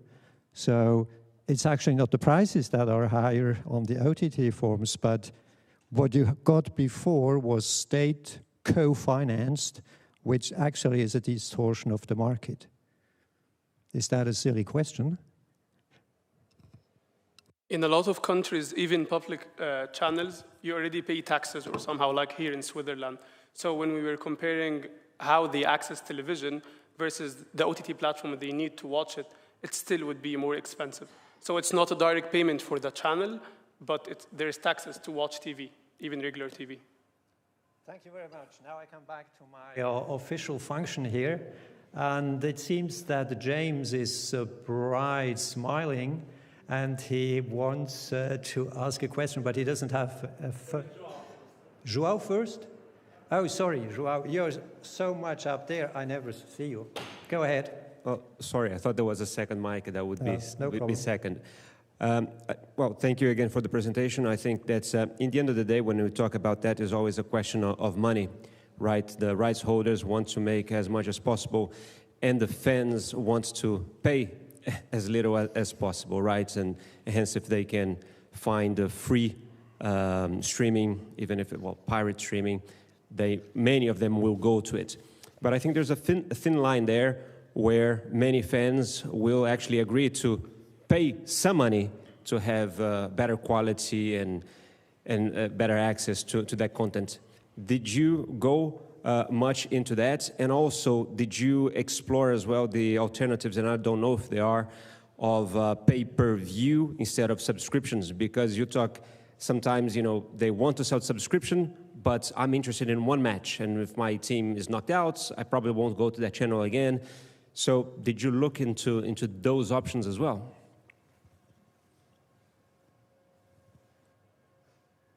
Thank you, João, for the question. Yes, we look at it, especially in the last part of the questionnaire, when we asked fans how much are they actually paying, and especially in the future, if the prices keep rising, what are the conditions that they allow them to still paying for the subscription. And so going back to your question, yes, the fans wants to have the content, and if they want to keep watching football online, they are able to spend at a certain amount of money. So to add that point, particularly the second part, how can this situation be solved? And what I think the OTT players can do is, like you say, to offer more flexible options for football fans to watch the games. And another, I think the solution would be for OTT players to offer more like a specific bundle. And for example, let's say DAZN, and people want to watch only football games and don't want to watch other sports. And these people tend to have more financial pressure. But what OTT players such as DAZN can do is to offer for example, football package, and then to divide the rights into small parts to meet more tailored needs from sporting fans. I think that's one solution, to be able to make these contents more accessible for fans. Thank you. Second attempt, James. Okay, you can hear me. Perfect. My question was, there was quite an interesting development in the UK last year where a popular YouTuber who sort of built a reputation as being quite controversial and having extreme reactions to watching his club team actually won the rights to show 20 Bundesliga matches, beating off bids from more traditional broadcasters. And I just wondered if, as part of your research, you would say in your sort of conclusions that leagues maybe should be a bit more creative in who they're awarding platform opportunities to, because I think I read somewhere in your executive summary that fans had said they didn't want more technology, to improve the viewing experience. They were looking for something more when they're watching games. So do you think looking at influencers and less obvious streaming opportunities is an interesting way to go for leagues? I think yes and no, because I think if we talk about this kind of topics, we need to think about how enthusiastic football fans are. And for die-hard core fans may need more improved viewing experience, such as understanding the stats to be able to make a decision for fantasy, for example. But on the other hand, casual fans who have watched the footballs quite occasionally may not need a feature, but those features could be, even if these features are fantastic, those casual fans might not value this feature. So that's why yes and no. So on one hand, a lot of OTT players invest more money in improving viewing experience by adding new technologies and new camera angles. But at the same time, we also think that it's quite important and critical to think about how new fans or new subscribers actually attract in that way. So I think that's, I hope I answered your question. Marco?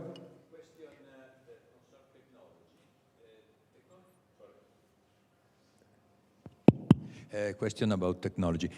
Technology evolution can support OTT provider against piracy, against illegal customer and so on? That's a big trouble, because the amount of money that the provider loses is incredible. Have you some information about the opportunity that technology evolution can be efficacy against this behavior?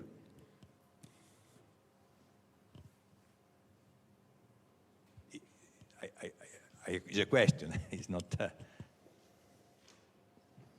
Usually they are trying their best to be limiting how it's aired and the illegal streaming, but what usually happens is that if you are opening from any country and you change your IP address of the computer, you can now view it. So they are doing their best, especially in big games like the World Cup, but it's not 100% a solution until the moment.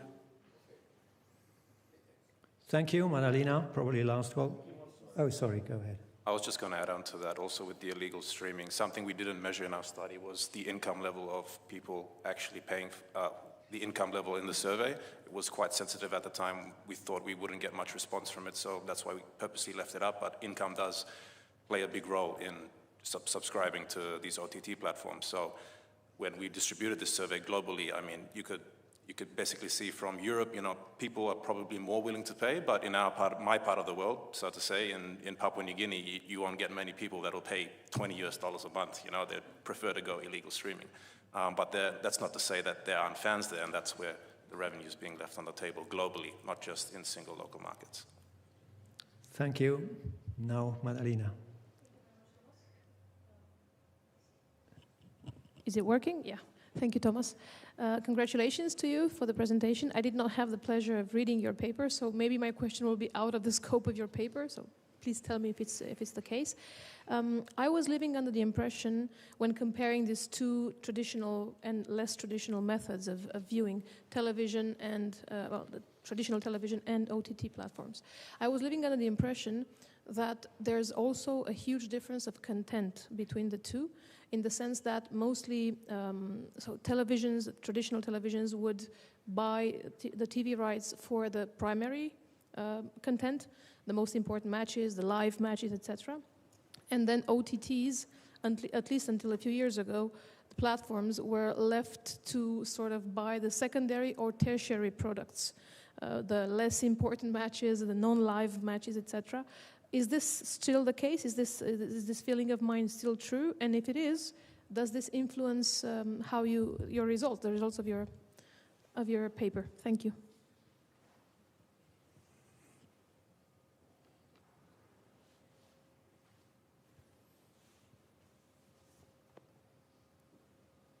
So thank you for the question.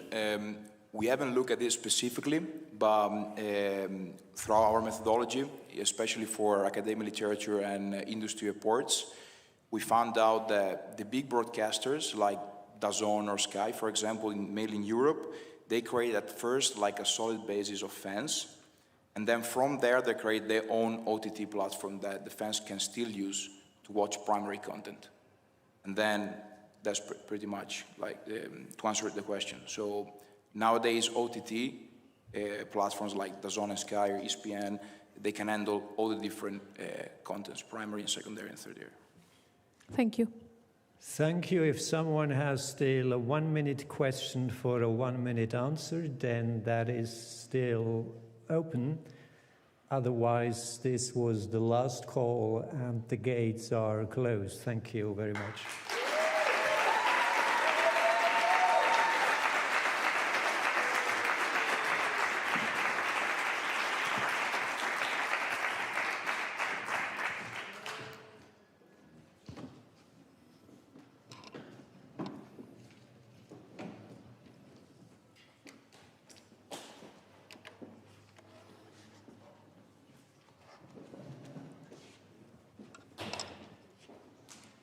Now it says on the program 15 minutes closing remarks. Good night. I want just to say maybe 2 or 3 words in 3 minutes max. First of all, congratulations to all the groups. You've done a great job.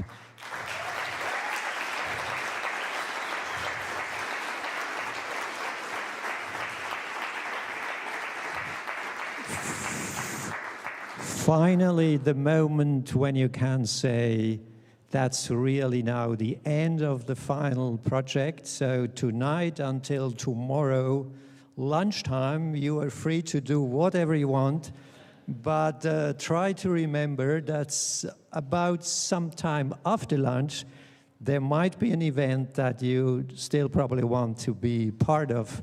So try to be in whatever psychological or intellectual state that you would still be ready to be a part of it. I just want to thank everybody who has contributed to this entire event. The project is really absorbing a lot of energy, a lot of hours from the students, from the CIES, checking everything from the scientific committee.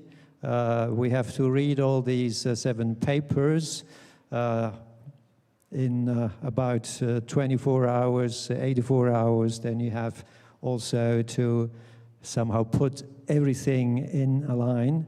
And while for you everything is now finished, we continue to work because the scientific committee will right now meet in another room in order to discuss. I have been told, I don't know whether it's true or not, but Marcella told me that the scientific committee should still stay for just a minute to have here a picture, while all the others, sorry? Okay, so the scientific committee first, and then the entire class should come or stay here. Then everybody is, of course, invited to a apéro, whether here in the hall or outside, I don't know, but you will discover because that's not so difficult. Thank you very much to all of you and have a good day.